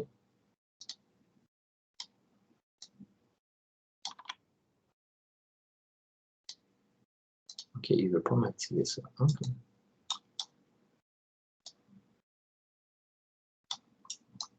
Donc, il y a moyen d'ajuster, mais bon, il ne faut pas être maniaque non plus. Là, honnêtement, j'en effacerai un peu, puis je n'en mettrai pas partout sur les pentes comme ça. Mais si vous avez besoin de distribuer des choses sur les pentes, c'est comme ça qu'on fait. Et puis, j'irai avec les arbres. Puis là, les arbres, ça vaut un petit peu plus la peine de les sélectionner un à un, puis de faire des ajustés s'il y a un problème. Mais comment on procède pour n'importe quel type d'environnement. Dans le cas de ce que j'ai ici, évidemment, je ferai du gazon en premier. Après ça, je ferais des plantes et des fleurs que je viendrais repasser. Puis après ça, je m'attaquerais plus à, OK, là, mettons, je vais avoir un matériau de falaise ici, je vais en avoir ici aussi. Mais sur un versant, le gazon peut aller jusqu'ici. Fait que là, s'il faut que j'ajuste mes angles et tout, je le ferai plus tard. Je ferai comme, OK, je ferai cette section-là après. Donc, on va y aller on va faire une chose à la fois. OK? Donc, vous voyez, quand c'est pas très dense, ça a l'air fou un peu, comme ça marche pas très bien. Mais quand la densité est bonne, ben, c'est à ça que ça ressemble les jeux là, modernes. OK? Donc, comme je vous disais, le landscape en tant que tel, même si on a le tiling, on voit les lignes au loin, ben, du moment qu'il va y avoir du foliage, on ne le verra plus du tout. Après ça, c'est sûr qu'il ne va pas y avoir du foliage qui va couvrir 100% du landscape. Ça, c'est vrai. Mais il va y avoir une bonne partie quand même. Là, oui, il y a des exceptions, évidemment, comme du désert. Ben, il y a des grandes étendues de sable. Ça, c'est vrai. La neige, il y a des grandes étendues de neige, de matériaux de neige, mais on va venir mettre des bancs de neige, des monticules, des tas, etc., etc. Oui, Frédéric? Ben, je me demandais, vu que ce foliage-là, il est quand même sophistiqué, il bouge, puis tout, ça affecte-tu beaucoup le FPS? Très bonne question. Et la réponse est, si on utilise un mauvais pack, des mauvaises ressources, ça va juste complètement détruire notre FPS, ça va le réduire de 60 à 5, puis ça va être une catastrophe. OK? Donc, il faut absolument utiliser des assets qui sont très bien optimisés, et c'est exactement ça que je veux vous montrer. Pourquoi je vous ai poussé à utiliser celui-là? C'est parce qu'il est excellent, ce pack-là. OK?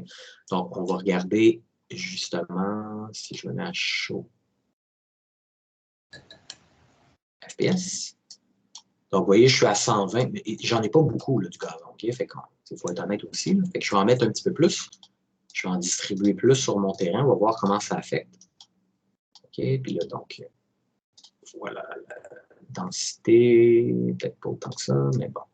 OK, on va faire quelque chose de. Donc, gardez un œil sur mon FPS là, qui est à 115, 120. Là, déjà, quand je l'utilise, ben, il est en train de travailler, c'est sûr. Fait qu'il baisse. Mais il revient à 120. Là, je vais augmenter la densité. OK, là, j'y vais généreusement.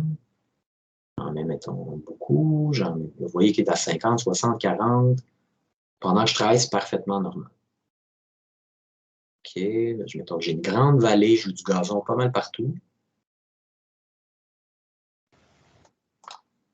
Là, vous voyez, je suis à 30. OK, si je me mets en mode Select. Vous voyez, s'il est plus visible, je suis à 120. J'en vois un peu, il baisse autour de 70. Oh, il est à 60, il est à 40, il est à 30. Puis là, vous voyez, je suis à 30, puis j'ai des dips dans le jaune, puis voir dans le rouge si je me mets à bouger beaucoup. Ici, je suis à 30, 40.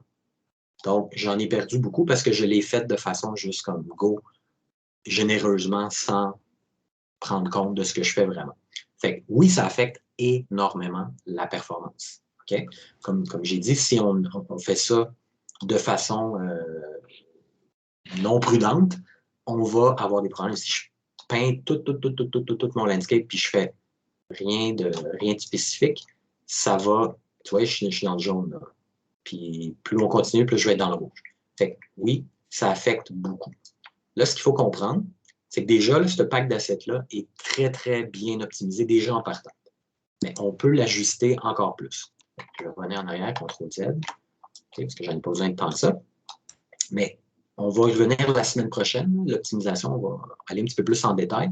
Mais je vais vous montrer déjà qu'est-ce que ça veut dire exactement, qu'est-ce qu'on peut faire, qu'est-ce qui est le problème. Et que le problème, bien, vous le comprenez en principe, c'est qu'il y a beaucoup, beaucoup de petites mèches. Puis il y en a, bien, vous l'avez vu, là, si je peins, là, vous allez voir des milliers, des fois des centaines de milliers pour chacun. Là, ça n'a comme plus de sens. C'est des millions de triangles avec, comme Frédéric l'a dit, en plus un matériau dans lequel il y a de l'animation pour chacune. Donc, ça commence à être intense. Fait que je vais en prendre une au hasard. Je vais l'ouvrir. Et puis, on va regarder, ça va être notre première aventure dans le merveilleux monde de l'optimisation. Donc, je m'approche, puis vous voyez, de proche, c'est quand même assez simple. Okay, mais vous voyez ici, LOD0, ça c'est Level of Detail, 1000 triangles, 1088. Fait que ça, c'est la version la plus détaillée. OK? Puis évidemment, on ne verra jamais une plante de proche comme ça dans le jeu, mais je vais juste vous montrer la version, on peut quasiment appeler ça le high poly, la version complètement détaillée, c'est LOD 0. Puis vous voyez, il y a 1000 triangles. Si je recule, vous voyez, je viens de passer à LOD 1, 544. Donc, exactement divisé en deux. C'est une autre mesh qui se load.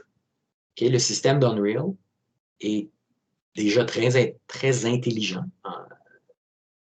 de façon, comment il est seté. Là, il a été seté de façon précise aussi, je vais revenir. Donc, il load une autre mesh, il y a une autre version que la moitié des triangles. Si je recule encore plus, vous voyez, LOD2, 272. Si je recule encore plus, LOD3, 136. Si je recule encore plus, je pense qu'on est au maximum. Fait que si je suis à cette distance-là, il y a une mèche qui pèse 136, qui est très optimisée. Si je m'approche, ça va popper. Ici, 272, 544 et 1081.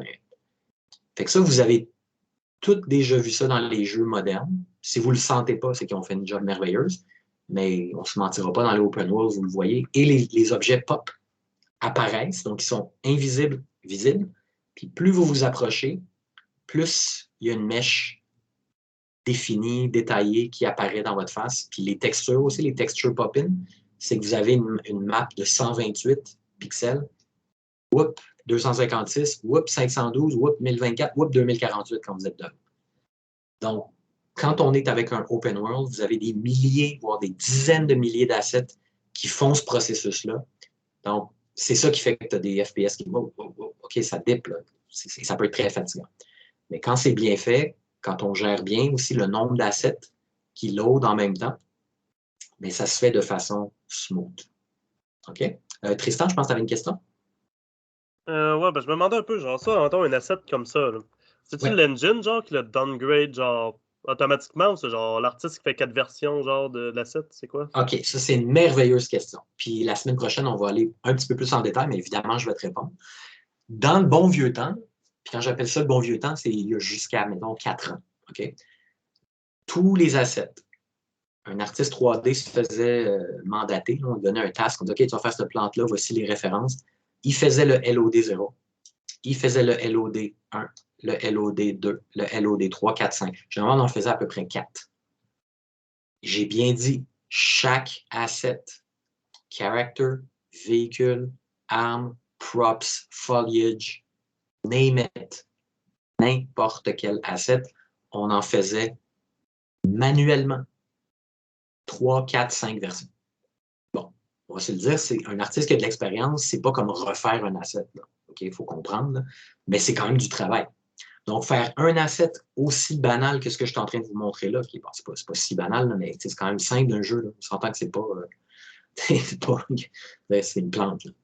Mais une petite plante comme ça demandait, mettons, une journée de travail faire la version LOD0, avec les textures, avec le baking, avec l'activation du matériau, tout prêt. C'était, mettons, une journée de travail, mais ça finissait pas là. Le lendemain, il y avait au moins une autre journée, dépendamment de la vitesse de l'artiste, de son expérience, 2-3 jours là, pour un asset comme ça. Là, quand vous comprenez que les jeux sont de plus en plus gros, qu'il y a de plus en plus d'assets, oui, la technologie avance, c'est sûr. Je suis en train de vous le dire, là, Unreal puis pas juste Unreal, mais on est en train d'apprendre Unreal. Unreal a des outils phénoménaux. C'est incroyable ce qu'on peut faire aujourd'hui, qui a même pas 4-5 ans, il fallait tout faire à la main. Okay? Mais les jeux sont 10 fois plus grands. Fait que les jeux prennent 4, 5, 6 ans à sortir, les AAA. Parce qu'il y a une quantité d'assets, il y a une quantité de travail incroyable. OK, donc là, aujourd'hui, pour donc répondre à ta question simplement, Tristan, c'est qu'on peut toujours le faire manuellement, puis les loader. OK? Mais j'ai une bien meilleure réponse pour toi. C'est que Unreal a un merveilleux système qu'il fait lui-même. Donc, tu lui envoies un modèle 0, le LOD0, qui aurait ton 20 000 triangles. Tu ne te casses pas la tête, tu ne fais rien d'autre. c'est le seul modèle que tu produis. Tu l'amènes dans l'engin, puis on va le faire la semaine prochaine, ça. OK, on va voir le système, on va le programmer en un clic. Là. On va le programmer pour qu'il fasse ce travail-là, puis il va le faire, puis tu vas voir, on passe de 20 000 à 10 000, à 5 000, à 2 000, à 1 000. Il va le faire automatiquement. Ben, automatiquement, du moment qu'on le set, là, mais il va le faire lui-même. On ne va pas être obligé de modéliser 2, 3, 4, 5 versions. Ce qui est fantastique. Parce qu'avant, c'était complètement la job de l'artiste 3D de faire 3, 4 versions. Donc, voilà. Fait que là, vous voyez, 1000, si je vais super loin, tu es à 136. Bon, on a gagné, c'est sûr. Mais moi, ce que j'aimerais, si je suis à cette distance-là, je n'ai pas besoin de 136 triangles. Entre vous et moi, là, il faut qu'on voit quelque chose. Et ça pourrait être 22 triangles. Ça serait en masse. OK? Donc, on va pouvoir aller dans ces presets-là. OK, ben, on va le faire. Vite, vite, vite. Encore une fois, on va revenir la semaine prochaine. Vous voyez, number of LODs. Donc, je suis à 4, donc j'ai 0, 1, 2, 3, ce qui compte pour 4. Je vais le mettre au maximum. 8, mais il y a une limite. Là. Je pense que je ne sais pas qu'est-ce qu'il va me montrer. Donc, vous voyez, on vient à 0, 1, 2, 3. Et ouais, je ne sais pas. Ah, voilà, il ne va pas m'en montrer d'autres.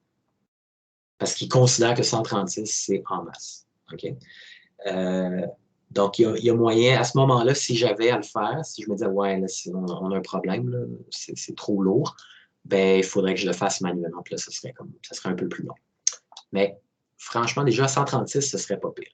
Fait que ça, c'est la première façon. Directement sur la mèche en tant que telle. Il y a d'autres façons dans l'engin au niveau de la caméra. Okay? Au niveau de la distance par rapport à la caméra. Ça, c'est ce que vous avez tous vu dans n'importe quel open world que vous jouez. Puis il y en a que c'est plus évident que d'autres, les fameux pop-in, les assets qui, wow, ça vient d'apparaître. Tu sais, par exemple, moi, je joue à Assassin's Valhalla de temps en temps, puis quand tu es sur le cheval puis tu accélères, oh boy, le jeu, là, il est loin d'être. Honnêtement, il est correct, là. Il est sorti pendant la pandémie, ils se sont bien débrouillés, mais il y a beaucoup de petits hiccups, là, puis des petits problèmes. Oui, Marc-André? Est-ce que tu as juste double-clic sur ta plante, toi, pour avoir la... Ici? Ouais. OK. Moi, ça m'emmène dans quelque chose d'autre, c'est bon. J'ai pas le même menu que toi, dans le fond. Est-ce que tu es bien sur une static mesh? C'est une static mesh sur foliage? Non, tu es sur un autre asset. Tu vois, va dans mesh, dans le dossier mesh. Le code de couleur, c'est turquoise. Ça, c'est une static mesh. Moi, je sais sur quoi tu es. Tu dois être sur foliage type et sur grass, grass ou plante, whatever. Puis tu vois le vert. Parfait. J'étais exactement dans ça. Exact. C'est un autre truc, c'est un autre asset. On y reviendra plus tard. Donc, merci. Parfait, ça fait plaisir. Donc, voici la base du Foliage Tool. OK? Et le meilleur truc que je peux vous donner, c'est d'y aller comme étape par étape. Comme dans notre cas, moi, ce que je ferais, OK, mettons, j'ai une belle vallée, avec des champs, mettons, whatever. Donc, j'aurais une première passe de gazon. Je mettrais mon gazon partout, là où je le veux. Je n'irais pas nécessairement en mettre 100% partout. Je travaillerais sur des petits bouts. Là. Mettons, je veux mettre une maison ici. Il va y avoir un champ, il va y avoir des vaches, des moutons, whatever. Mettons que c'est ça que je veux. Mais je vais faire, OK, où est-ce que je veux du gazon? OK, j'en veux là, là, là, là, parfait. Je fais ma passe de gazon. Après ça, où est-ce que je veux mes fleurs, plantes, / trucs cute, esthétiques? OK, je vais en mettre un petit peu ici et là. Fait que je fais ma passe de fleurs. Après ça, là, vous voyez, c'est pas mal, ça fait le tour de ce que j'ai ici. Là, je vais aller dans le ground plant. Il y a des pissenlits, là, exemple. Il y a des trucs comme ça. J'en ajouterai un peu pour faire de la variation, mais ce n'est pas exactement ce que je voudrais. Fait que j'irai chercher un autre pack, toujours de la même collection, le Project Nature. C'est vraiment un truc, une ressource vraiment, vraiment cool. Et on a des arbres, by the way, ici. Ah oui, c'est ça, 8. OK, tu l'as fait, Marc-André. En faisant apply, il les applique? OK, attends un petit peu. Parce que généralement, je réserve ça pour la semaine prochaine. On va rentrer là-dedans. OK, excellent. Je vais aller dans fleurs, mettons, ici. OK, donc vous voyez, LOD0. Si je recule. Ah, ben, tu vois, celle-là déjà était très, très, très optimisée, là, 36. Fait que laissez-moi revenir à celui que j'avais, qui était, je pense, du gazon, n'est-ce pas? Celui-là, mettons. Qui est à 600. C'est pas exactement le même que j'avais, mais 80. OK, fait que si je me mettais à 6, mettons, puis je fais Apply, et voilà, il va les faire. Donc, 40, 20. OK, à 20, là, on est correct. Fait que vous voyez que si vous avez des problèmes de performance, je ferais save. Je pourrais très bien faire save. Si vous avez des gros problèmes de performance, ben, si vous en avez utilisé beaucoup, beaucoup, beaucoup, ça va être long, mais ça vaudrait la peine d'aller sur chacune, d'activer, d'avoir plus de LODs. Et puis déjà, ça va faire une grosse différence. Vous allez passer de 30 à 60 d'une shot. Là. Puis laissez-moi juste vous dire, au niveau de l'optimisation, nous, dans un environnement, un level, quand on gagne 1 ou 2 FPS stable, on célèbre. Là, OK? On parle d'une production de jeu, là, avec du VFX, des menus, des characters, des animations. Fait que, ça, c'est juste votre environnement sans rien d'autre. Fait qu'il faut qu'il soit le plus clean possible. Fait que ce genre de truc-là, c'est très important. Fait que, merci Marc-André. Je voulais le faire la semaine prochaine, vous montrer tous les détails de ça. Fait qu'on va y revenir. Donc, pour l'optimisation, si vous utilisez des trucs, il y en a des packs, là, je ne vais pas vous les pointer, là. Il y en a qui sont très mauvais, où les assets ne sont pas bien optimisés. Par défaut, vous les mettez, puis déjà votre performance descend dans le rouge. Fait que c'est important d'utiliser les bons packs. Donc ça, déjà, c'est des packs excellents. Niveau qualité pour le real-time, c'est très, très, très, très beau. Oui, Émeric? J'ai beau chercher Project Nature, je trouve pas toute cette On ne peut pas le panoplie-là. taper. Malheureusement, je le sais, si tu le tapes comme ça, on ne peut pas le taper. Donc, tu vois, tape Temperate, juste végétation, tu vas finir par tomber dessus. Puis, moi, je trouve ça vraiment idiot. On ne peut pas taper le nom du fournisseur, si tu veux. En même temps que moi, c'est plus une panoplie de roches et des trucs, parce que moi, il n'y aura pas de végétation dans mon affaire, là. Écoute, ceux-là... Attends, non, eux, c'est vraiment, vraiment de la végétation. Mais sinon, il y en a d'autres, des packs. Là. Si tu vas dans Browse, ce serait peut-être environnement. Il n'y en a pas un spécifique pour le foliage, mais tu peux taper, par exemple, juste foliage, ce qui, à mon avis, puis met le prix le plus bas en premier. Tu vas avoir les affaires gratuites. Ça serait peut-être pas en tapant foliage, ça va peut-être plus dans Rocks, mais on va aller dans... OK, là-dedans, je pense qu'il y en a. On va aller dans Megascan la semaine prochaine, puis t'inquiète pas, là, on va avoir tout ce qu'il faut là-dedans. Pour l'instant, tu peux déjà... Peut-être Rocks, ça va être un peu... Je remets ça gratuit. Tu vas trouver des trucs. Tu vas trouver des trucs, mais pour des petites roches, je te garantis qu'il y en a. Là. Puis...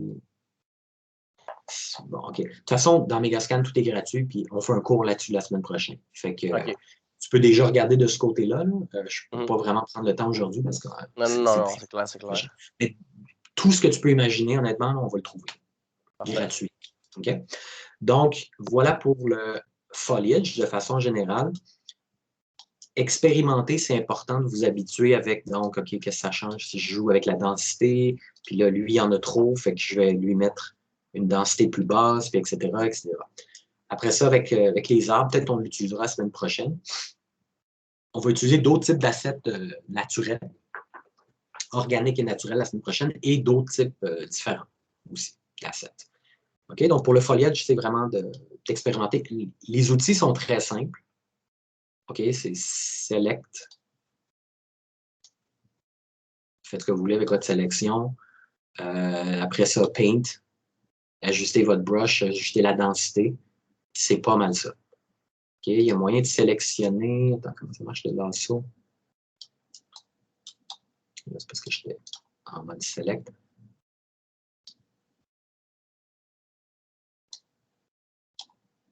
Ouais, il y a moyen de faire d'autres sélections, mais des trucs plus avancés, honnêtement. Cassez-vous pas la tête avec ça. Commencez à peindre avec l'outil Paint, puis de jouer avec les valeurs, de jouer avec les assets, d'en importer d'autres, N'oubliez pas de les désactiver. Comme ça. Si, mettons, je ne veux plus mettre de fleurs. Puis, allez-y de façon raisonnable. Mettez pas 110 assets d'une shot, là, parce que ça vous fait 110 assets à gérer. C'est un peu de trouble.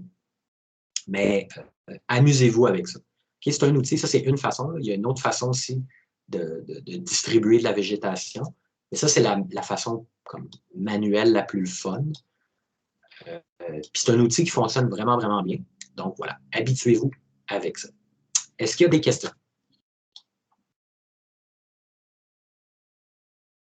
Non, tout va bien. Ben moi, j'avais juste une petite question en lien avec ce que je demandais tantôt. Ouais. Dans le fond, comme quand tu tournes, ça fait baisser tes FPS. Est-ce que c'est parce que, dans le fond, il y a seulement ce qui est dans ton angle de caméra qui est pris en compte par le... Absolument. Okay. Absolument. Et puis, dans tout bon open world, la seule façon de procéder, c'est que tout ce qu'on voit à l'écran est render, donc est comment dire, affiché. Et puis, dès que la caméra ne regarde plus, il est caché. Il n'est plus calculé par l'ordinateur. Okay. Donc, c'est ça que je disais quand je parlais de Valhalla, qui est un open world, sur un cheval, quand tu accélères, quand tu sprints, puis tu te déplaces à cette vitesse-là, là, ça commence à être difficile pour le système. Parce qu'il affiche les choses. À un moment donné, il freeze parce qu'il est comme plus capable de gérer la vitesse à laquelle la caméra se déplace. Tu comprends? Donc, tout est géré par rapport... Là, en ce moment, la caméra puis l'environnement sont comme pas setés pour faire des open world, là, ou avoir des milliers, des millions d'assets. OK? Donc, il faut l'ajuster nous-mêmes, puis éventuellement, on le fera si on le fera pas. Parce que là, par défaut, mettons, dans Unreal, en ce moment, le logiciel, il prend en compte ce qui est en arrière de toi aussi. Oui, là, pour l'instant, si j'en mets partout, c'est-à-dire que il va faire exactement une opération précise. Il va toujours le garder comme en mémoire, mais invisible. OK? Si là, je ne regarde pas, tu vois, c'est pour ça que ça affecte mon FPS. OK, je suis à 100, 110, puis si je le vois, honnêtement, ça ne fait pas une grosse différence, mais je suis un petit peu plus bas. J'ai perdu 5-10 FPS, plus ou moins. Mais tu sais, j'ai rien, honnêtement. J'ai à peu près rien. Fait que là, il est seté pour que l'univers soit persistant, puis la caméra est comme de base. Fait qu'il n'y a pas vraiment... Par défaut, il y a quand même un petit algorithme qui fait que on priorise ce qui est à la caméra, mais si je voulais vraiment en mettre partout puis que ça fonctionne, puis faire un open world, là, donc j'aurais un landscape ici, j'en aurais un autre, un troisième, quatrième, cinquième, sixième, ben il faudrait setter ça pour que on détermine qu'est-ce qui est vu, qu'est-ce qui est visible à la caméra. Et à ce moment-là, c'est comme ça qu'on préserve nos FPS. Parce que tu comprends, j'ai fait du gazon un petit peu ici, puis là, j'étais dans le rouge. Fait que, c'est sûr que, comment on fait des open world? Ben, c'est ça. C'est avec la distance par rapport à la caméra, qu'est-ce qui est affiché, puis comment on gère les LODs exactement. OK. Merci. Parfait. Et oui, très bon exemple, Vincent, je vais le montrer à l'écran ici. Attends, je suis en train de cliquer dessus. Là, il ne veut pas. Bon, ben, regardez dans le chat, là, ce que Vincent a montré, c'est exactement ça. C'est un super bon documentaire en passant, là, qui montre le Making of de Horizon Zero Dawn. Et c'est ça, le cône de la caméra, vous voyez ce qu'il load. Ben, dès que la caméra a passé, il y a un petit décalage, là, évidemment, il laisse une transition. Mais en dehors de ça, c'est juste comme hide, c'est hidden, c'est complètement caché. Ouais, c'est ça, c'est impossible de grossir, je ne sais pas pourquoi. Parce que c'est un GIF, j'imagine. Ah, ça, c'est un GIF. Ouais, OK. C'est pas grave, pas de problème. Parfait. Donc, OK. Donc, Jean-Michel nous demande c'est quoi l'autre façon. L'autre façon, je t'invite à regarder ça de ton côté. Ça s'appelle simplement Procedural Foliage. Et puis, en gros, c'est que tu as des volumes. Procedural Volume. OK, fait que là, tu vois, j'ai un autre type de volume ici. Je ferais, mettons, je vais faire une copie juste temporairement. Fait que là, j'aurais un gros rectangle. Puis là, je viendrais établir un peu ce qu'on a vu tantôt dans le foliage. Je dirais que je veux tant de telle mèche, telle densité, telle orientation, tout ça. Puis là, tu fais clic, puis ça va le distribuer. Fait que ça marche quand tu as des immenses étendues. Puis là, tu ferais, mettons, un énorme truc comme ça. Tu n'aurais pas besoin de peindre. OK? Mais honnêtement, c'est quand c'est des zones où tu ne vas pas vraiment aller jouer, là. Tu comprends? C'est pas pour quelque chose de custom où tu dis, OK, là, je veux du gazon, je vais mettre des roches, je vais mettre des brindilles, puis le jeu, il est là. C'est plus pour, au loin, genre la ligne des arbres, le tree line, mettre des rochers, mettre des trucs décoratifs plus loin. Je ne te dis pas qu'il n'y a personne qui l'utilise pour d'autres espaces, là, mais c'est plus donc avec des volumes comme ça. C'est ça l'autre méthode de distribuer du foliage, je dirais, rapidement. Mais il faut tout le temps repasser en arrière puis réajuster parce que ça fait tout le temps des trucs comme, disons, corrects, mais pas parfaits. Fait que voilà pour le foliage.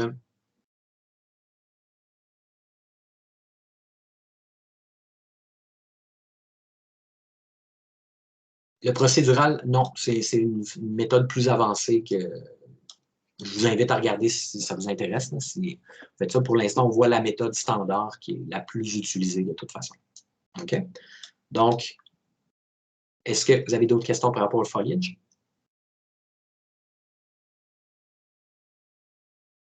Non, tout va bien? Parfait. Ben, quand je te dis non, Jean-Michel, c'est dans notre cours cette session aussi. On voit la base du foliage, vous l'apprenez, vous allez la pratiquer cette semaine, la semaine prochaine. Le cours numéro 2 de la deuxième session, je ne sais pas exactement tout ce qui est au menu, ça dépend des profs tout le temps. Fait que ça va être à voir. Je ne te dis pas non, je ne le sais pas. Fait que je ne peux pas te donner un nom définitif. Donc voilà.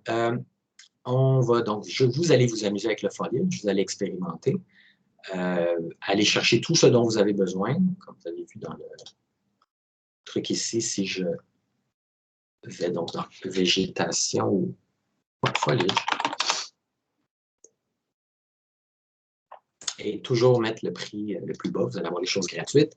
Donc, moi, j'aime vraiment beaucoup Project Nature. Ce n'est pas le seul, là. Il y en a plein d'autres. En fait, ne vous limitez pas. Je vous dirais, limitez-vous avec ce qui est gratuit. Allez pas payer de l'argent, ça ne sert absolument à rien. Puis, Megascan, on a des tonnes d'affaires dès la semaine prochaine. Je vais vous le montrer. Il y en a peut-être qui sont familiers déjà avec ça. Mais je vais vous montrer qu'est-ce que c'est, comment l'utiliser, puis les possibilités qu'on a. Et puis voilà, ça va vous donner bien des options. Donc, sachez que vous avez des arbres aussi, comme ici. Il y a plusieurs packs avec des... Ça, c'est des petits conifères. Il y en a un autre qui n'est pas pire. Ils sont pas mal zone tempérée. Pas que zone tempérée, le Méditerranée aussi, etc. Tropical. Mais donc, le pack d'arbres... attendez. Celui de Project Nature c'est... Non, c'est lequel? OK, il faut que j'aille voir Project Nature. Et c'est celui-là le classique. C'est vraiment pas mal que des conifères. Donc, il est correct, ils sont quand même bien optimisés. Fait que, si ça marche avec ce que vous voulez faire, c'est cool, mais comme d'autres types d'arbres, on ne les a pas dans ce pack-là. Fait que les arbres, c'est un petit peu plus délicat. Il y en a évidemment... Ça ne va pas nécessairement s'appeler juste tree, là. Ça va être genre forêt ou environnement naturel ou peu importe. Mais même dans par exemple, celui-là, qui est un pack gratuit d'un parc, genre Central Park, vous avez tout un tas d'arbres qui ont bien de l'allure. OK, fait qu'il faut faire un petit peu de recherche là, pour les trucs spécifiques que vous voulez. Sinon, attendez, laissez-moi juste...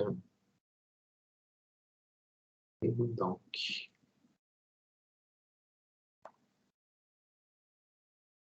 Il y a quelques packs, mais là, c'est juste parce que j'ai fait une recherche avec ça. Là.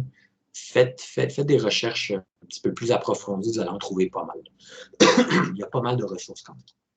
OK? Donc, all good pour le foliage, vous allez appliquer ça sur votre landscape. Donc voilà, on a réglé ça. Et là, on va débuter les blueprints. Donc, on va faire quelque chose de simple ce matin. On va juste voir la base, comment ça fonctionne. Et puis, ben voilà, ça va être peut-être la première expérience pour certains. Et puis, vous allez heureusement vous en apprendre de plus en plus dans le futur et devenir des experts. Donc, c'est un système quand même vraiment cool. Il y en a ici qui ont fait de la programmation. Peut-être que ça va sonner des cloches, là, juste des termes qu'on utilise. Puis en gros, ce qu'on fait, avant qu'on commence à le faire, je vous le dis, là, on va faire ça, c'est de la programmation. Okay? Mais on ne fera pas du code. Là. On ne va pas taper des lignes de code. On va utiliser ce qui s'appelle des nodes. C'est le même système que pour les matériaux. Okay? C'est des nodes qu'on connecte, puis en faisant ça, c'est l'équivalent de faire du code. C'est-à-dire que pendant qu'on fait ça, en arrière, sans qu'on le voie, il y a des lignes de code qui sont en train de s'écrire. Fait qu'il y a pas mal de jeux qui ont été conçus entièrement en utilisant les blueprints. Okay? Donc, le système de programmation visuelle.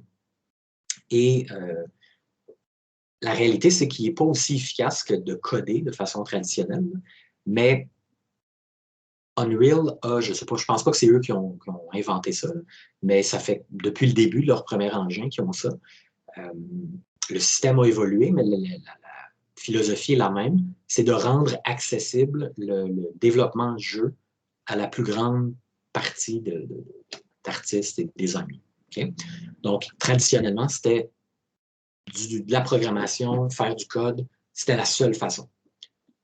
Depuis une bonne vingtaine d'années, voire plus, on a ce système-là qui fait que quelqu'un qui ne veut pas de faire de code, qui ne comprend rien au code, qui juste pensait à du code, fait comme « Ah mon Dieu, je ne comprendrai jamais rien, c'est trop complexe, je n'ai pas le goût d'apprendre un langage, etc. » Bien, en utilisant ça, c'est beaucoup plus, disons que c'est plus convivial, c'est plus peut-être facile à comprendre, mais juste sachez, là, je fais un petit topo parce que c'est important, sachez que quand on utilise ça, encore une fois, on peut faire des jeux complets, on peut tout faire les interactions possibles et imaginables. Okay? Mais il y a quand même certaines limites à ce qu'on peut faire. C'est-à-dire qu'on, comme je viens de dire, on peut tout faire. Mais des fois, le système est comme un petit peu plus compliqué que juste écrire une ligne de code. Donc, on est obligé, par exemple, d'utiliser 1, 2, 3 nodes au lieu d'écrire genre quelques mots en code. Et puis, ça fait que c'est un petit peu plus complexe. Puis, il y a comme un délai. C'est comme, il y a une interaction qui est triggered par ça, qui est faite par ça, au lieu d'avoir juste une interaction directe. Fait que n'importe quel jeu, n'importe quel type de jeu, si on a un programmeur, quelqu'un qui fait du C++ en l'occurrence pour Unreal, puis qui va taper la ligne de code, ça va non seulement être plus efficace, mais juste pour vous donner un exemple concret, okay? Il y a un jeu qui s'appelle Mortal Shell. Peut-être qu'il y en a qui sont au courant.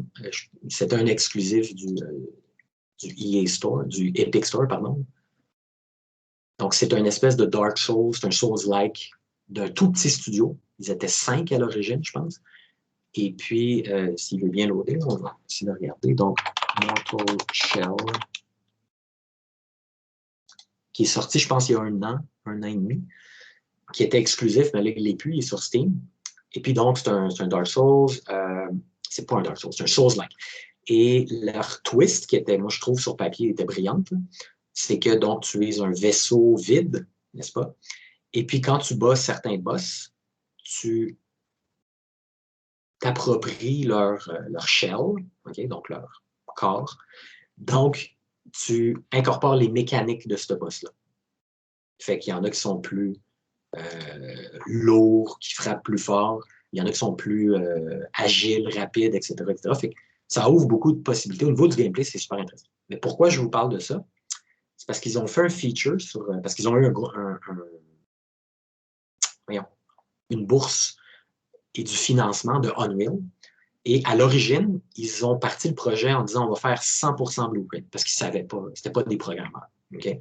Fait qu'ils se sont dit on va faire un jeu. Puis là, vous comprenez que c'est un jeu où le combat doit être super, super précis.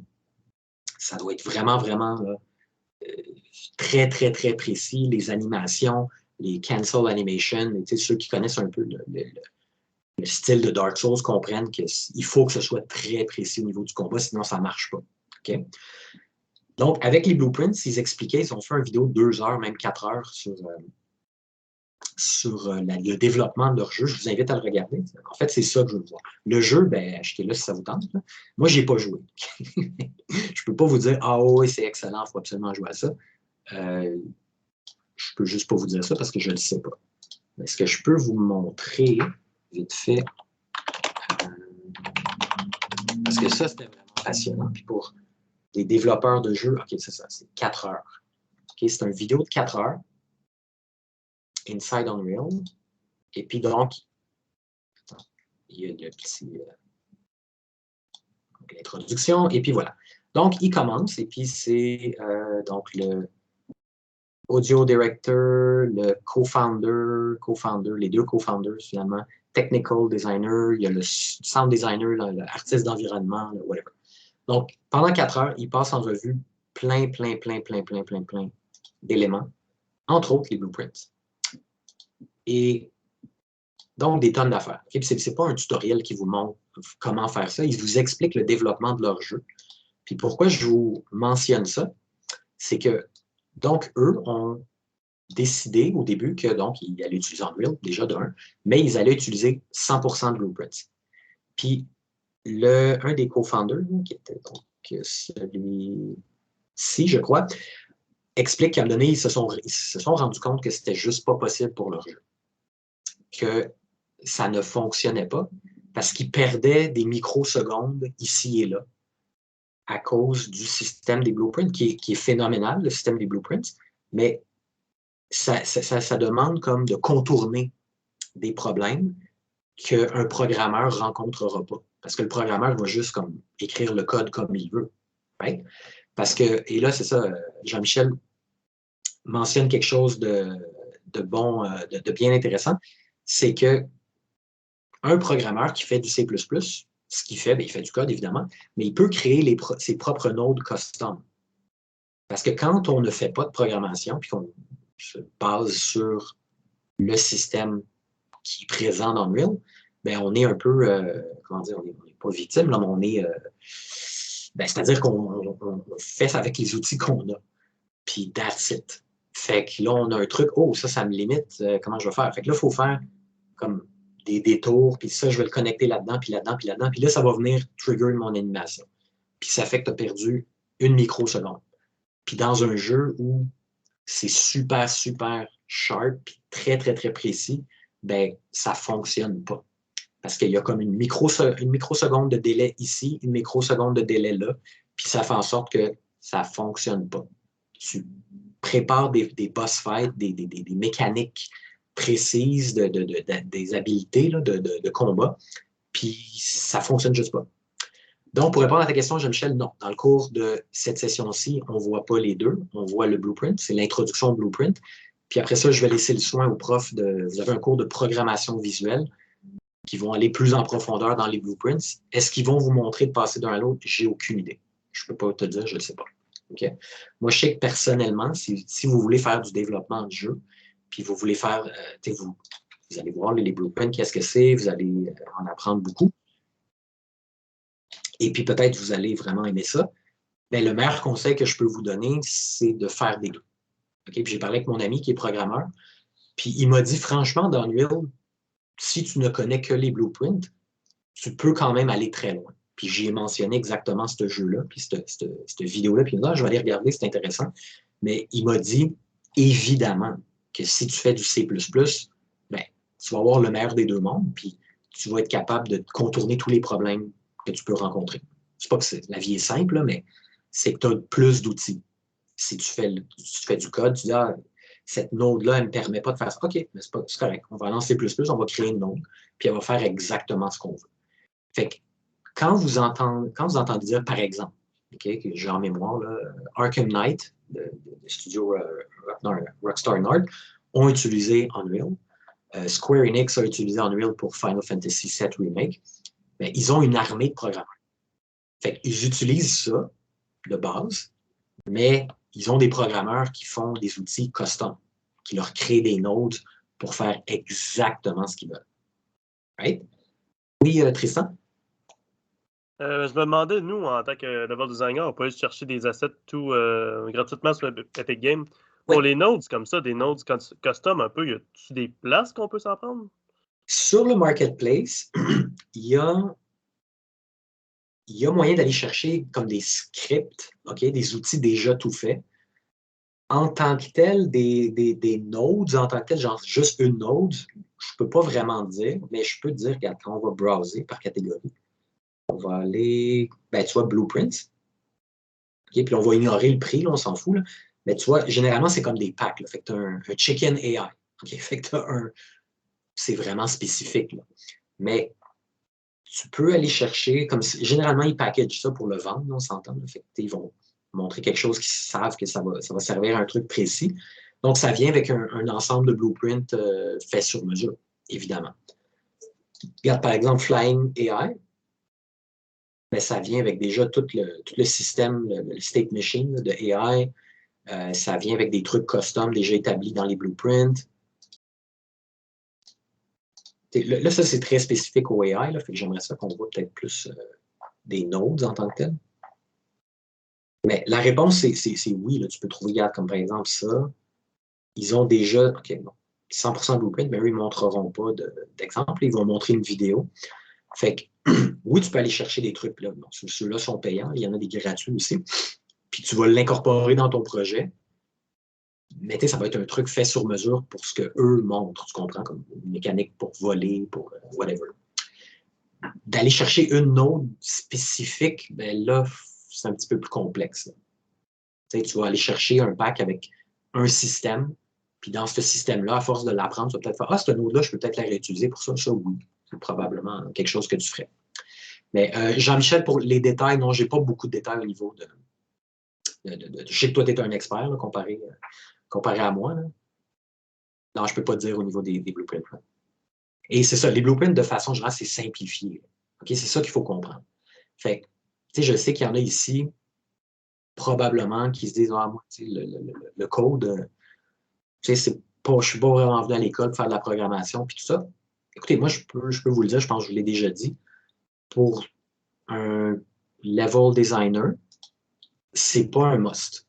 OK, il y a des types de jobs, des postes là, où vous allez appliquer, puis vous allez, comme, il n'y a aucune mention de programmation, de blueprint ou quoi que ce soit. Comme moi, mon entrevue, ils m'ont demandé qu'est-ce que c'est ton niveau de connaissance avec les blueprints.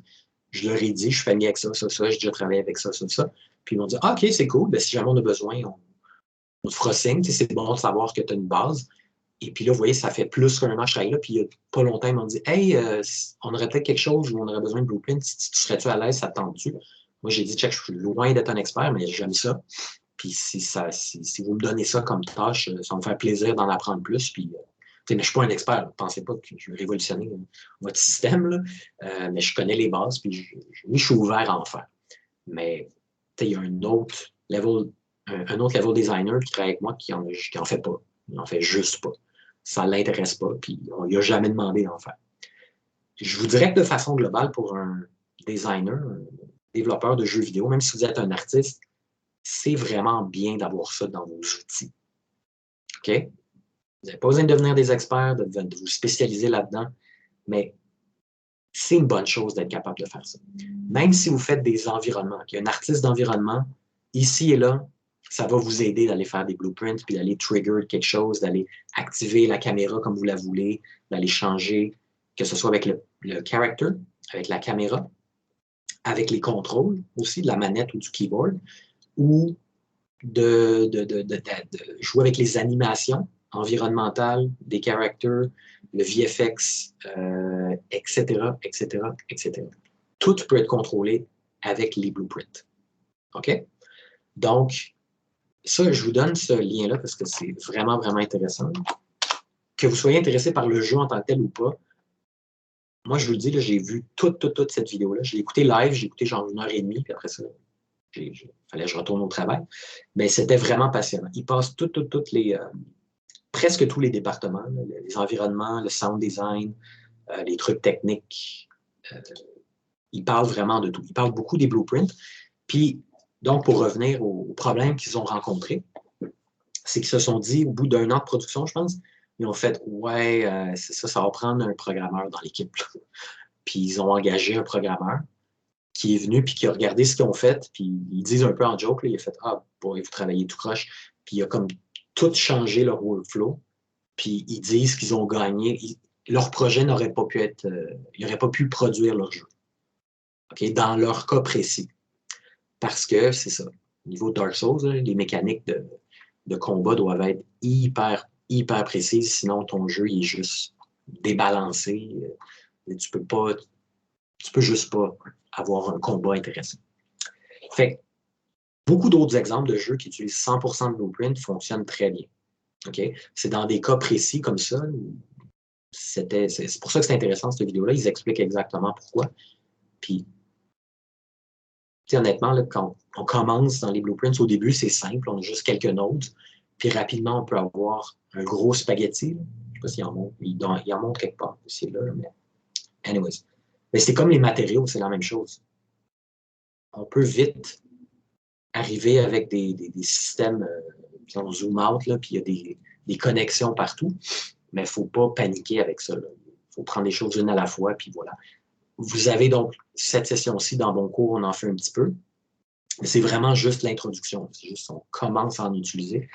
Deuxième session, probablement qu'en level design, vous allez en faire, probablement qu'en game design, vous allez en faire, et vous avez un cours de programmation visuelle. Fait que, si vous aimez ça, puis vous vous y mettez, là, il y a des chances que vous soyez assez solide là, à la fin de votre formation. OK? Donc, voilà. Donc, je pense qu'avant de se lancer, on va prendre un break, right? Parce que ça fait déjà 2 heures. Fait qu'on se prend un petit 15 minutes, et puis on revient.